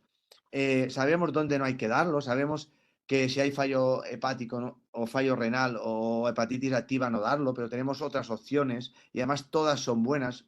Con IL-23 hemos conseguido conseguir PASI 100 en muchos pacientes, con IL-17 también. El problema viene cuando salen moléculas nuevas, que es lo que me han dicho que hablásemos, y se aparecen efectos adversos que ya no son tan controlables por nosotros los dermatólogos porque no estábamos acostumbrados, que no nos aportan un alcance de PASI tan largo, sí que son moléculas pequeños como el Deucra que os he dicho, como el UPA, que no está aprobado en psoriasis, pero en artropatía psoriásica, pero sí que cuando salen efectos adversos de más cáncer, más infecciones, cuidado que las trombosis venosas profundas, esto nos asusta. Nosotros estamos acostumbrados a la Premilast, a sus efectos adversos, sabemos que nos va a dar pues náuseas, nos va a dar dolor de cabeza, pero estamos acostumbrados, lo pautamos en un típico tipo de paciente que conocemos, pero en cambio los JAKs nos han venido a contrapié. Sí que vamos a pautar JAKs seguramente, pero en pacientes, en un tipo de paciente, en un perfil determinado. Yo veo más, como os diré, en dermatitis atópica sí que vamos a pautar, yo creo, algún JAK cuando haya un fallo a los fármacos biológicos de los que disponemos. Por tanto, los JAKs tienen unos efectos adversos de los cuales ya nos preocupan un poco más y además cuando salió el warning, que ya no es tanto, que las revisiones dicen que no hay que preocuparse, pero bueno, primero optamos casi siempre por fármacos biológicos que conocemos más sus efectos adversos y llevamos más años de experiencia. Por tanto, si yo sé que los TNF dan infecciones pero no me lo dan al IL-23 o el IL-17, solo me va a dar cándida o problemas cardiovasculares, yo tengo otras moléculas que pueden ir bien, pero sé que el JAK está metido en todos los fregados, pues en mi opinión, primero voy a dar un biológico y después, si no me queda otro remedio, voy a dar un JAK. O si en visita conjunta el reumatólogo me dice, vamos a probar un JAK, pues yo ya sé que el upadacitinib puede funcionar en psoriasis, pero que yo como primera opción no escogería por todos los problemas que puede dar. No quiere decir que los dé, porque en las revisiones que hay parece que no es así, pero siempre tienen la mosca detrás de la oreja. Esto es mi opinión. Esto es lo que os he dicho del warning, que todos conocéis, no vamos a leerlo, pero te dicen que vayas al tanto con gente de edad adulta, que si tienen tuberculosis, que si fuman, que si tal. Entonces, ¿qué tenemos nosotros? Nosotros tenemos biológicos un montón, tenemos un montón de grupos de anti-TNF, de anti-L17, anti-L23, tenemos fármacos biológicos como vosotros que puedes dar en pacientes jóvenes que quieren quedarse embarazadas, y ahora va a salir bimekizumab en Baleares, que se va a probar y tiene un alto índice de eficacia con unos efectos adversos algo más altos que guselkumab, pero seguramente que podremos controlar. Tenemos todas las vías controladas. Yo estoy muy tranquilo de dónde actúan estos fármacos. En atopia ya hablaremos, pero está el DUP y el Tralo, que sabemos dónde actúan perfectamente, pero después las moléculas pequeñas de las que disponemos, como dimetilfumarato, ciclosporina, acitretina, metotrexate, tenemos mucha experiencia de cada vez damos menos, acitretina sí, pero con fototerapia, y los ya, yo digo que yo sí creo que va a ser un recorrido a largo plazo por todo lo que os he dicho de los efectos secundarios que nos han dicho que pueden tener, y nosotros ya estábamos muy tranquilos tratando con biológicos. Aquí tenéis las respuestas que podemos conseguir muy altas de PASI 90 con muchos fármacos. Ya tenemos casi 90% de pacientes que pueden seguir un PASI 90. Esto es brutal en dermatología, cosa con deucravacitinib hasta un 60%. Veis que no aporta nada a los biológicos, sino que tendrán que ser un tipo de pacientes. Yo creo que serán pacientes mixtos, que tengan dos enfermedades autoinmunes, por ejemplo, que puedan tener un vitíligo y una psoriasis, que se ha visto que se va a probar en vitíligo, por ejemplo. Por tanto, a corto plazo y a largo plazo nos funcionan tanto IL-17 como IL-23. Aquí veis lo que podemos conseguir con bimekizumab, risankizumab, ixekizumab, unos PASIs 100 de un 85% de pacientes, un 70%, 7 de cada 10 limpios, pero es que estos fármacos son potentísimos, y mirad dónde tenemos las moléculas pequeñas, abajo, donde tenemos apremilast, acitretino. Nosotros estamos muy cómodos sin que aquí esté metido el JAK, ya sea Deucra o UPA, que veréis que estarían en un 60%, estarían por aquí, por la línea de certolizumab, tildraquizumab. Tenemos moléculas muy superiores, entonces si queremos estar tranquilos en cuanto a efectos adversos y no es necesario tratar, pues yo creo que la gente se decanta por esto. Aquí veis lo mismo que las posibilidades de alcanzar el PASI que nosotros queremos. O sea, nos va a costar tratar con JAK psoriasis. Esto es mi opinión. En visita conjunta ya veremos. Y aquí tiene lo que dicen las guías, que hoy en día tenemos los biológicos que tienen una superioridad significativa respecto a las moléculas pequeñas. Por tanto, úsalas en localizaciones especiales si no tienes otro remedio, y si puedes evita tofacitinib, evita ciclosporina o metotrexate, porque no hay diferencias en cuanto a seguridad respecto a otros fármacos.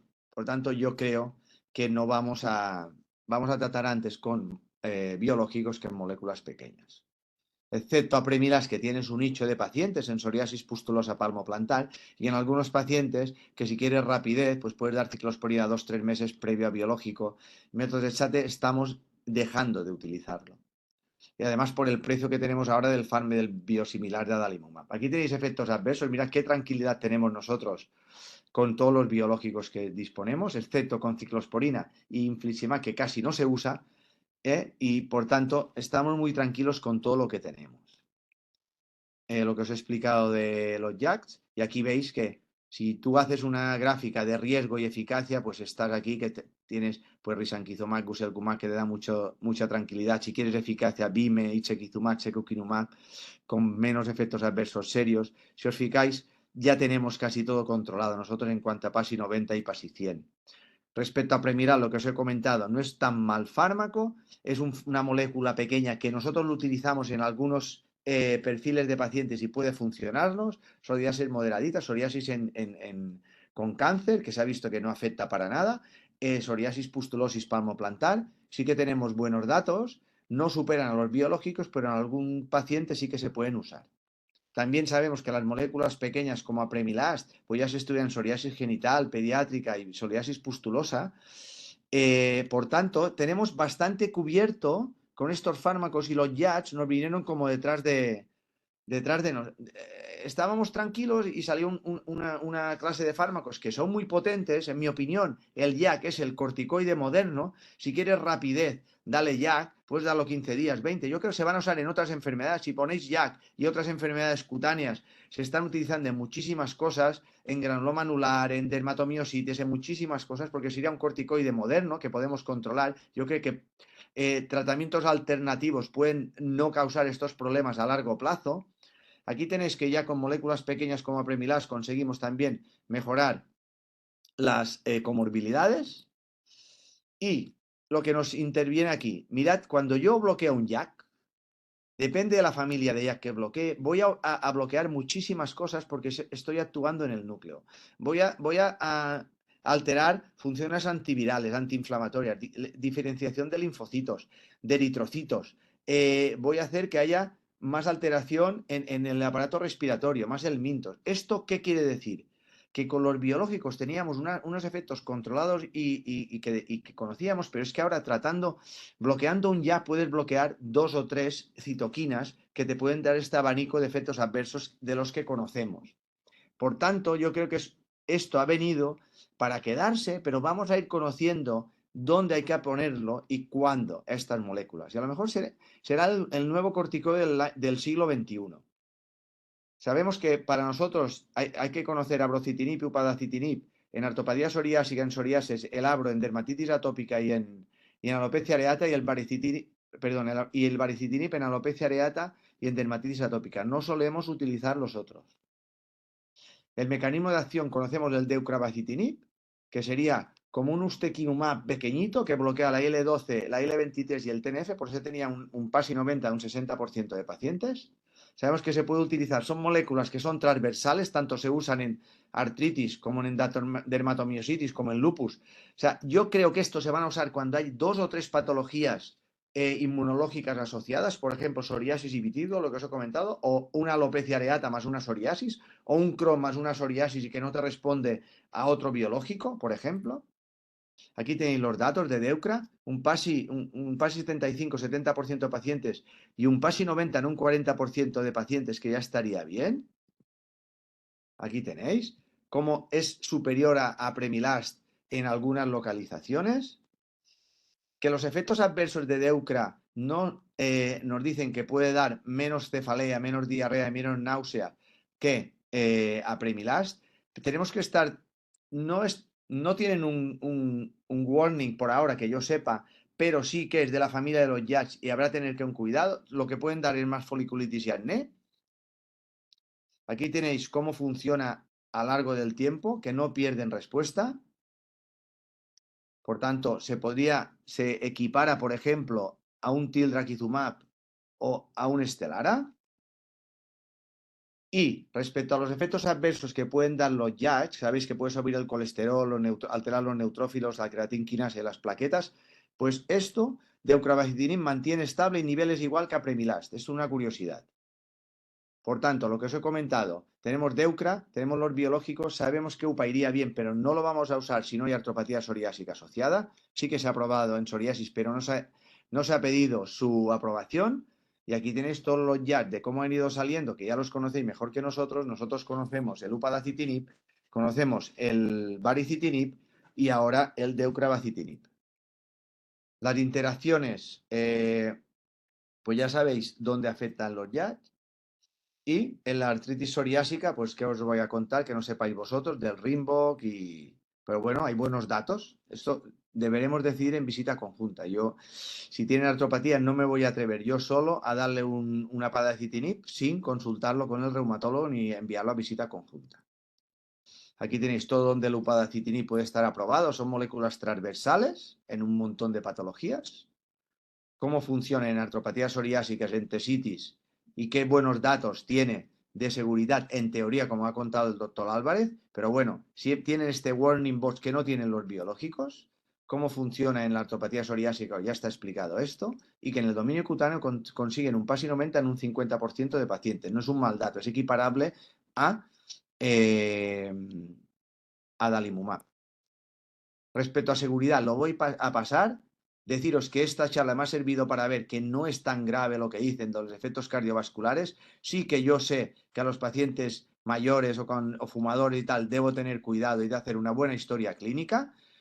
Que esta frase me ha encantado. Mejor seguro que pedir perdón, pero también nosotros médicos estamos acostumbrados a navegar en aguas turbulentas. Por tanto, tenemos que ser científicos, no dejarnos acongojar por notas y cortos, sino que hacerlo todo con sentido médico. Como conclusión, que la decisión final sobre qué fármacos prescribir el dermatólogo es el que debe decidir, y en vuestro caso el reumatólogo, y si tenemos visita conjunta, el dermatólogo y el reumatólogo, y si viene el gastroenterólogo, pues entre los tres creo que la decisión va a ser la correcta.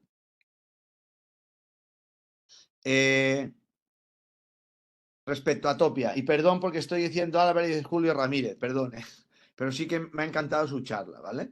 Porque me ha dejado claro y piensa lo mismo que yo respecto a los Jats, ¿de acuerdo? Julio Ramírez, ¿vale? 2 minuts. Ok? T'anirà bé. Mana? Anirà bé 2 minutets. Per fer 2 minuts, sí, perquè Sí. de Tòpia he de dir dues coses, Molt ¿val? Molt bé.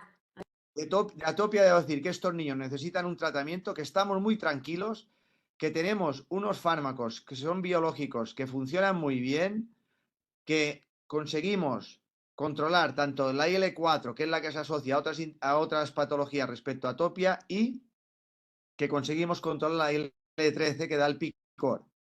Sabemos muy bien dónde debemos de actuar con las moléculas de las que disponemos ahora, como Tralo y Dupi, que tenemos moléculas pequeñas, que tenemos ciclosporina, pero que tenemos los JAKs como upadacitinib y baricitinib que funcionan en dermatitis atópica, y mi opinión es la misma. ¿Dónde posiciono yo los JAKs? Yo los posiciono en fallo a fármaco biológico, tanto a dupilumab como a tralokinumab o como a baricitinib.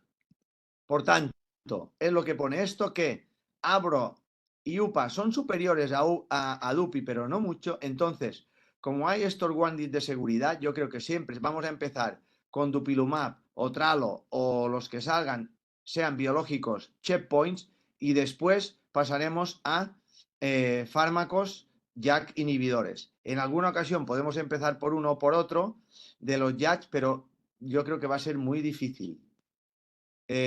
Porque ya sabemos que la respuesta que hay es buena. A largo plazo se han juntado tanto Dupi como UPA, y esto es mi opinión. Veis que a largo plazo tanto UPA, veis aquí, Dupi y Dupa, que se van juntando, y abrocitinib, que es súper potente en cuanto a Atopia, son muy rápidos, pero después se juntan al final, a largo plazo. Esto es lo que os quería contar, que baricitinib también funciona en el EASI y se juntará con dupilumab. Por tanto, que tenemos series muy largas con Dupi, que estén tranquilos, que el 90% consiguen un EASI 75-90, que quiere decir casi no rascar por la noche, que efectos adversos a valorar en estos fármacos, tanto con Tralo o con UPI, son, y lo que vais a ver es la cara roja, vosotros que controláis en farmacia, os van a decir que tienen conjuntivitis muy pocos pacientes, que son un 0,5% hay que retirar el fármaco, y que pueden dar psoriasis paradójica. Esto es mi opinión. Respecto a la seguridad, nada. Conjuntivitis, y que en la serie balear, que ya hay más de 80 pacientes puestos, se ha visto que funcionan muy bien y que casi no hay efectos adversos. Estamos muy tranquilos. Y deciros que ya se ha probado en 6 meses el dupilumab, cosa que no creo que por ahora los JAK se aprueben en gente tan joven. Esto es mi opinió. I això és el que vos volia contar. Són els dos resums, perquè tot l'altre parlava de seguretat, parlava de metaanàlisis, que sabeu que sí que són algo més eficaços, dupilumab, que son más eficaces Abro y UPA, pero no mucho. Por tanto, en mi opinión, lo que hay que hacer es empezar por los checkpoints y después pasar a los JAK. Si no hubiera un warning bots o no nos hubieran dicho, os diría que iríamos viendo sobre vida real, pero teniendo moléculas que ya nos contarán nuestros pacientes, creo que es de recibo primero empezar por biológicos y tener los JAKs en la mente, no tenerles miedo, porque nosotros sí que sabemos que pueden dar más cáncer cutáneo, que pueden dar trombosis venosa o pulmonar, que pueden dar más infartos de miocardio, más cáncer, que lo del herpes ya lo tenemos controlado con dupilumab o tralo, pues no tenemos estos herpes. Sí que te podemos tener algún herpes simple, que lo controlamos bien, pero sí que esta diapo quería resumirla. Está muy bien que yo diga que vamos a empezar por checkpoints, pero realmente no es tanto el lobo como lo pintan en los JAKs, porque los JAKs son específicos, no son pan-JAK, y respecto a la referencia de población normal, pues sí que pueden dar algo de MACES, sí que pueden dar algo más de malignidad, cáncer no melanoma, y pueden dar algo de trombosis. Pero si escoges bien al paciente, creo que no hay que tener este problema. Y yo siempre dije, y lo sigo repitiendo, que igual algún día llegará la terapia Mallorca, que será dar jacks 1 o 2 meses cuando están muy mal y enviarles al sol. Esto podría funcionar, podría ser el corticoide moderno o podría ser la psoriasis, que nosotros estamos acostumbrados a navegar en aguas turbulentas, ya os he comentado, y que para los pacientes riesgo, beneficio y decisiones compartidas. Y gracias. Mierda, he llegado justo al final. Molt bé, Vicenç. Muchas gracias por tu excelente presentación. La verdad es que las exigencias del tiempo te han hecho correr y tenías mucha más. Hombre, me habéis mandado 2 cosas, atopia y psoriasis. Sí, te hemos ¿Vale? mandado mucho trabajo, Vicente. Me habéis Demasiado. mandado. Y siempre lo mismo. Moléculas grandes, moléculas pequeñas. Yo creo que moléculas grandes nos sentimos más cómodos. Tenemos supervivencias brutales con estos fármacos. Los jabs funcionan muy bien. Yo creo que es un gran fármaco, más que ciclosporina, igual, porque está más controlada. La ciclosporina hoy en día, vosotros sabéis que no la aprobarían. No se aprobaría. Y hay una dicotomía. Nos dicen que hay que dar ciclosporina en los niños cuando no está aprobada en dermatitis atópica en niño, por ejemplo. O sea, yo creo que estamos rizando el rizo. Esto es mi opinión, ¿eh? Sí, Vicens, un poco, bueno, resumiendo, yo me he quedado con esta frase que has dicho, ¿no? Que los jabs pueden ser el corticoide moderno. La verdad es que me ha gustado mucho. Pueden utilizarse, como tú bien dices, en periodos cortos y luego pasar a otra terapia. La verdad es que, bueno, es innovador esta manera de verlo. Y bueno, la verdad es que enhorabuena a los tres. Enhorabuena, es que nos habéis dejado perplejos y en 1 hora y media una actualización realmente exhaustiva. Gracias y bueno, y ahora pues si queréis pasamos un poquito a las preguntas y a la discusión. Creo que hay alguna pregunta en el chat. Un momentito. Que las vamos, bueno, para el doctor Rocamora hay una pregunta en el chat. ¿Nos puede comentar cómo está manejando la optimización o incluso el stop con biológicos en psoriasis, dada su amplia experiencia en estos años que hace que lo está aplicando? Bueno, yo lo que hago ahora es, si tienen artritis, ni se me ocurre. ¿Vale? De acuerdo. Ni se me ocurre. Si no tienen artritis, lo que hago es 1 año de tratamiento. Cuando yo veo que es un súper respondedor, que esto lo tenemos etiquetados, que son los que tú consigues bajarle las TRM en piel, esto es súper interesante este tema. ¿Sabéis que las TRM migran de piel a articulación y se dice que pueden ser los que provocan la artropatía psoriásica? Pues yo lo que hago es al año, si están bien, decido aumentar 1 mes. Si llevan, por ejemplo, un anti-L17, decido aumentar 2 semanitas. Y voy aumentando poco a poco. Y cuando llevo 1 año más, el paciente suele decidir. Pero es que hoy he visto una chica con Guselkumab que viene cada 6 meses. Le he dicho que no alargue más. Y es que no se hace ni analíticas, no piensa en la psoriasis. Se han dejado de pensar en psoriasis. Cosa que me encantaría que fuera la artropatía. Me encantaría que con los que tuvieran dolor de artrosis y no de artritis y que vinieran, da igual, a dar por saco, pero da igual. Y que si vinieran con una fibromialgia, da igual, pero no, que pudiéramos conseguir controlarla. Y esto se hace con tratamientos precoces. Yo optimizo mucho IL-23, optimizo menos IL-17 y TNFs. Intento, pero lo que puedo optimizar más y que se entiende por lo del mecanismo de acción, porque pueden modificar las TRMs, son las IL-23. Esto es mi opinión. Rescatando lo que acabas de decir, lo de la disminución de las TRM en piel, la verdad es que Julio nos ha introducido en el mundo de los biomarcadores en sinovial y la verdad es que, bueno, es hacia donde deberíamos ir, ¿no? Y Julio, ¿nos podrías explicar un poquito qué nos hemos quedado un poquito con ese detrás de la oreja de cómo actuáis con la membrana sinovial, con las biopsias. Sí, bueno, Perdona, que me he liado, pero me ha encantado la presentación. nada, tranquilo, Vicente.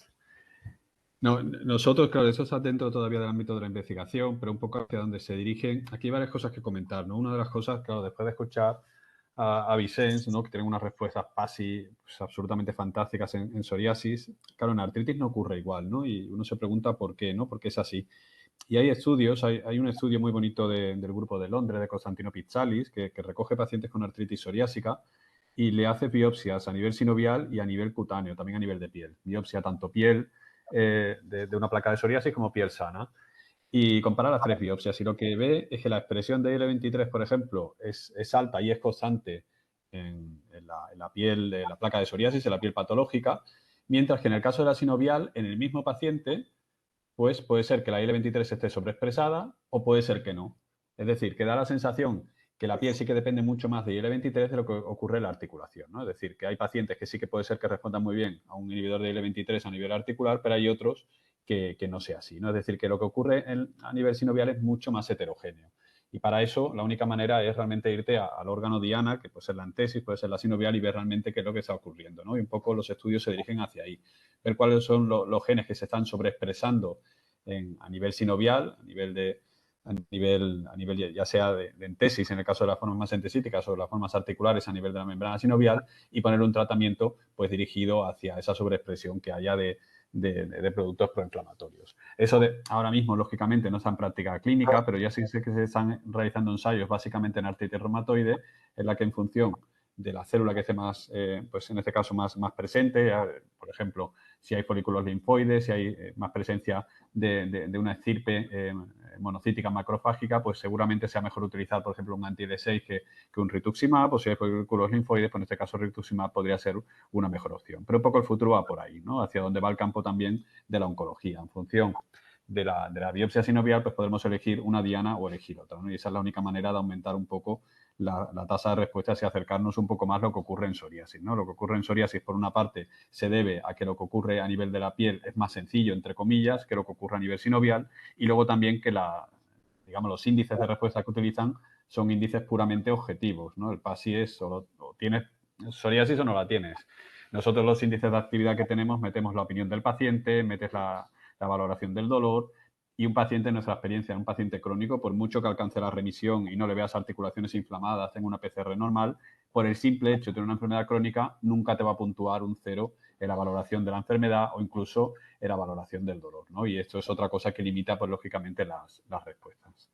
Pero bueno, como digo, todo eso de momento está en el campo de la investigación. Ahora mismo las biopsias las hacemos por artroscopias, de cara al futuro se harán guiadas por ecografía, y eso pues hará que sea pues mucho más sencillo el realizar, digamos, este procedimiento en cada uno de nuestros pacientes, ¿no? Yo creo que eso de cara, pues seguramente de aquí a 10 años ya esté más implantado en práctica clínica.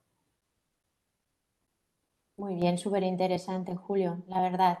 Tenemos otra pregunta en el chat que va para el doctor Ramírez y el doctor Juan, y nos dice, ¿tenéis alguna experiencia de combinación de biológicos en pacientes resistentes a todas las líneas de tratamiento?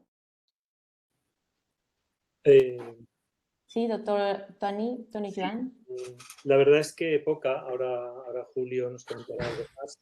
Sí que y en determinados pacientes con BEST, por ejemplo, es un poquito especial el anti-TNF con el apremilast, y sí que existen en los pacientes tanto con artritis y espondilitis y alguna otra manifestación, creo que muy específicamente la enfermedad inflamatoria intestinal, pues lo hemos planteado en algún paciente y al final es que no lo hemos prescrito por una razón o por otra y tal.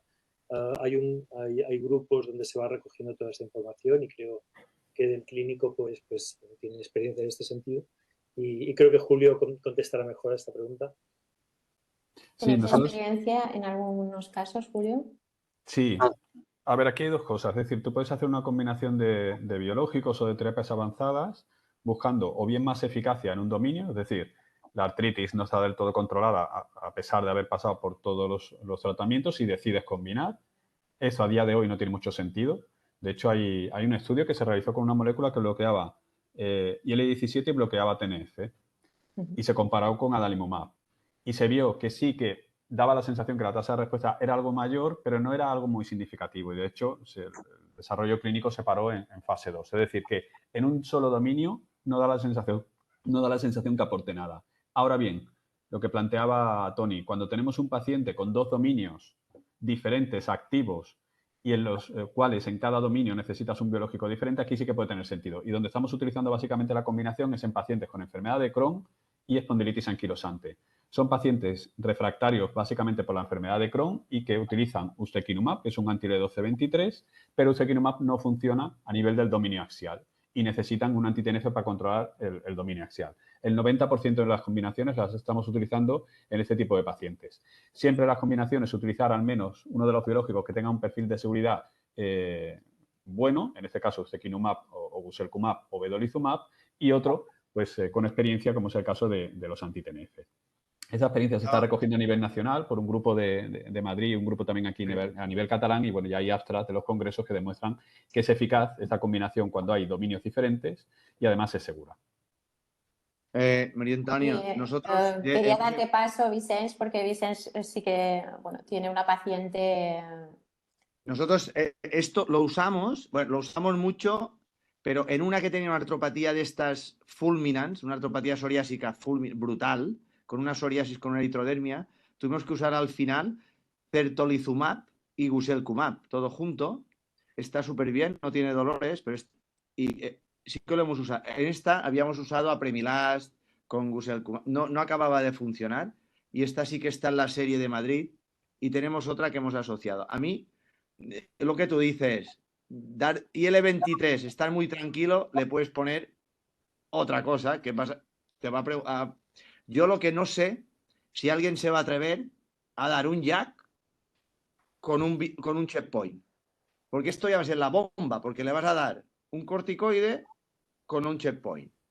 Y después otra cosa que se está viendo ahora, que yo no me lo creía, es que tenemos una herramienta de hace muchos años, que son los corticoides orales, que nos daba mucho miedo darlos. Cuando vosotros dabais en artropatía, en un brote, corticoides, el dermatólogo se ponía a temblar, me va a hacer una eritrodermia y tal. Pues ha salido un artículo, un metaanálisis, que no pasa nada, que le des corticoides de vez en cuando a una psoriasis, que no vas a hacer una eritrodermia. Eso lo hemos aprendido de vosotros, que yo veo cuando estamos en visita conjunta dar corticoides, que si te fijas, después los efectos adversos son como los JAKs o peores, pero que se pueden dar. O sea que las combinaciones van a llegar, pero llegan más en artropatía que en psoriasis. En psoriasis controlamos casi todo, ¿sabes? El problema es el dolor.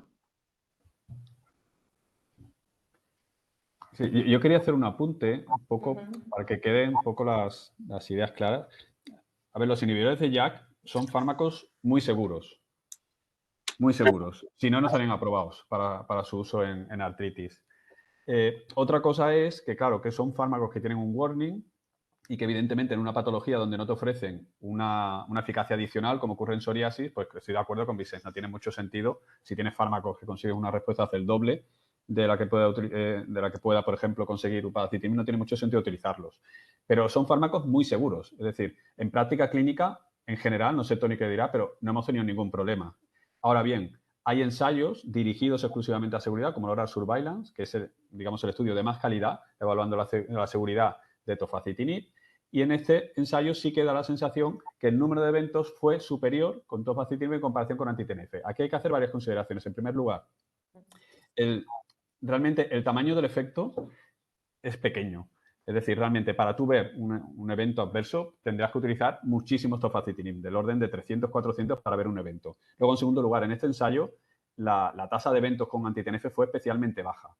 Y luego, en tercer lugar, es una población con artritis reumatoide, que no es artritis psoriásica, que no es espondilitis, que no es dermatitis atópica, que son pacientes que tienen 30 años de medir los ensayos, y es con tofacitinib, que es el que es más pan-JAK, el que actúa, digamos, a un mayor número de niveles. Eso, por el motivo que sea, se ha extrapolado a todas las indicaciones y a todas las moléculas inhibidores de JAK, que bueno, me parece bien, pero hay que tener en cuenta esas premisas. Es decir, en práctica clínica seguramente esto no tenga relevancia. Ahora bien, de cara, evidentemente, a seleccionar un paciente, pues vas a seleccionar a aquel paciente que no tenga más de 65 años, al que no tenga un evento cardiovascular previo, etcétera, etcétera. Pero a nosotros en artritis, ya sea en artritis reumatoide, en artritis psoriásica, sí que nos salvan muchos pacientes. Hay pacientes refractarios a todas las líneas de tratamiento y los inhibidores de JAK sí que se han mostrado muy eficaces en esta población refractaria. Lógicamente, si no aportan nada clínicamente, pues no tiene sentido utilizarlos y encima hay warnings, pero bueno, en las circunstancias de una paciente con una artropatía crónica refractario a múltiples líneas de tratamiento, yo creo que vale la pena utilizarlo porque los resultados en práctica clínica son muy buenos y además se ha demostrado en práctica clínica que no suponen un problema de seguridad adicional a lo que ya obtenemos con el resto de los biológicos. Bueno, solamente hacer esa puntualización un poco que nuestra experiencia en práctica clínica es bastante buena. No sé, Tony, si tú tienes una opinión diferente, pero evidentemente, pues lógicamente estas recomendaciones y estos warnings hay que tenerlos en cuenta a la hora de seleccionar la población. No sé si de cara al futuro, pues igual que evalúas si tiene un Crohn activo, si no tienes un Crohn activo, pues en un paciente con artritis igual en la primera visita, igual valdría la pena hacerle un score de riesgo cardiovascular, hacer una ecografía de carótida para ver si tiene alguna placa y seleccionar mejor el paciente o al menos la línea de tratamientos que vas a utilizar en el futuro. Sí, bueno, estoy completamente de acuerdo. A nivel clínico, pues no hemos tenido pacientes con un problema, bueno, con eventos cardiovasculares importantes. Lo que sí que es verdad que los pacientes, sobre todo con artritis reumatoide, como dices tú, hay que hacer la diferenciación de artritis reumatoide y el resto, sobre todo la dermatitis atópica, ¿no? Pero también la espondiloartritis y tal, pues tienen bastantes riesgos cardiovasculares y muchos de estos pacientes con artritis pues pueden sufrir un evento cardiovascular relevante, ¿no? Y esto te crea un problema, ¿no? Crea un problema al clínico, cuando se lo explicas al paciente. Después, incluso en nuevos consensos y tal, cuando te hablan de los factores de riesgo cardiovascular, pues hay cierta ambigüedad. Claro que podemos hacer un score, podemos hacer la eco y tal, pero al final queda cierta ambigüedad, ¿no? Los años que hace que no fumas. Al final tienes que pactarlo de alguna forma. Yo creo que todos pensamos como tú, que podemos estar relativamente tranquilos, porque es verdad, no ha habido problemas relevantes y ni por la bibliografía. A veces salta este warning que ya parece que te tomas una pastillita de trofacitinib y te va a dar algo. Y tanto en los factores de riesgo cardiovascular y como en las neoplasias, que es el otro tema, porque nos dicen que antecedentes de neoplasia o riesgo incrementado de neoplasia, tenemos que ir con mucho cuidado y a veces esto es difícil de cuantificar. Yo lo he preguntado en varios foros, a ver, un checklist, de alguna manera, cómo podemos medir esto y realmente es difícil. Existe cierta subjetividad porque todos todos estamos en riesgo de neoplasia, según donde vivamos, según antecedentes familiares, y nos crea cierto problema. Es verdad que si solo planteamos al paciente, lo hablamos con tranquilidad y tal, pues bueno, vamos. Quizás pongamos menos de los que desearíamos, porque tenemos pacientes que están muy bien en todas las indicaciones con los inhibidores de la JAK, pero realmente no tenemos que asustar más de lo que realmente es por evidencia científica. Sí, esto evidentemente pues, ha tenido un impacto a nivel de las recomendaciones. Al final, tú ibas viendo los inhibidores de JAK cuando salieron estaban en fallo a todo, luego en fallo anti-TNF, luego se pusieron al mismo nivel que los anti-TNF y el siguiente paso era ponerse por delante de los anti-TNF. Y ahora ya con el oral surveillance, lo que es seguro es que siempre vas a poner primero una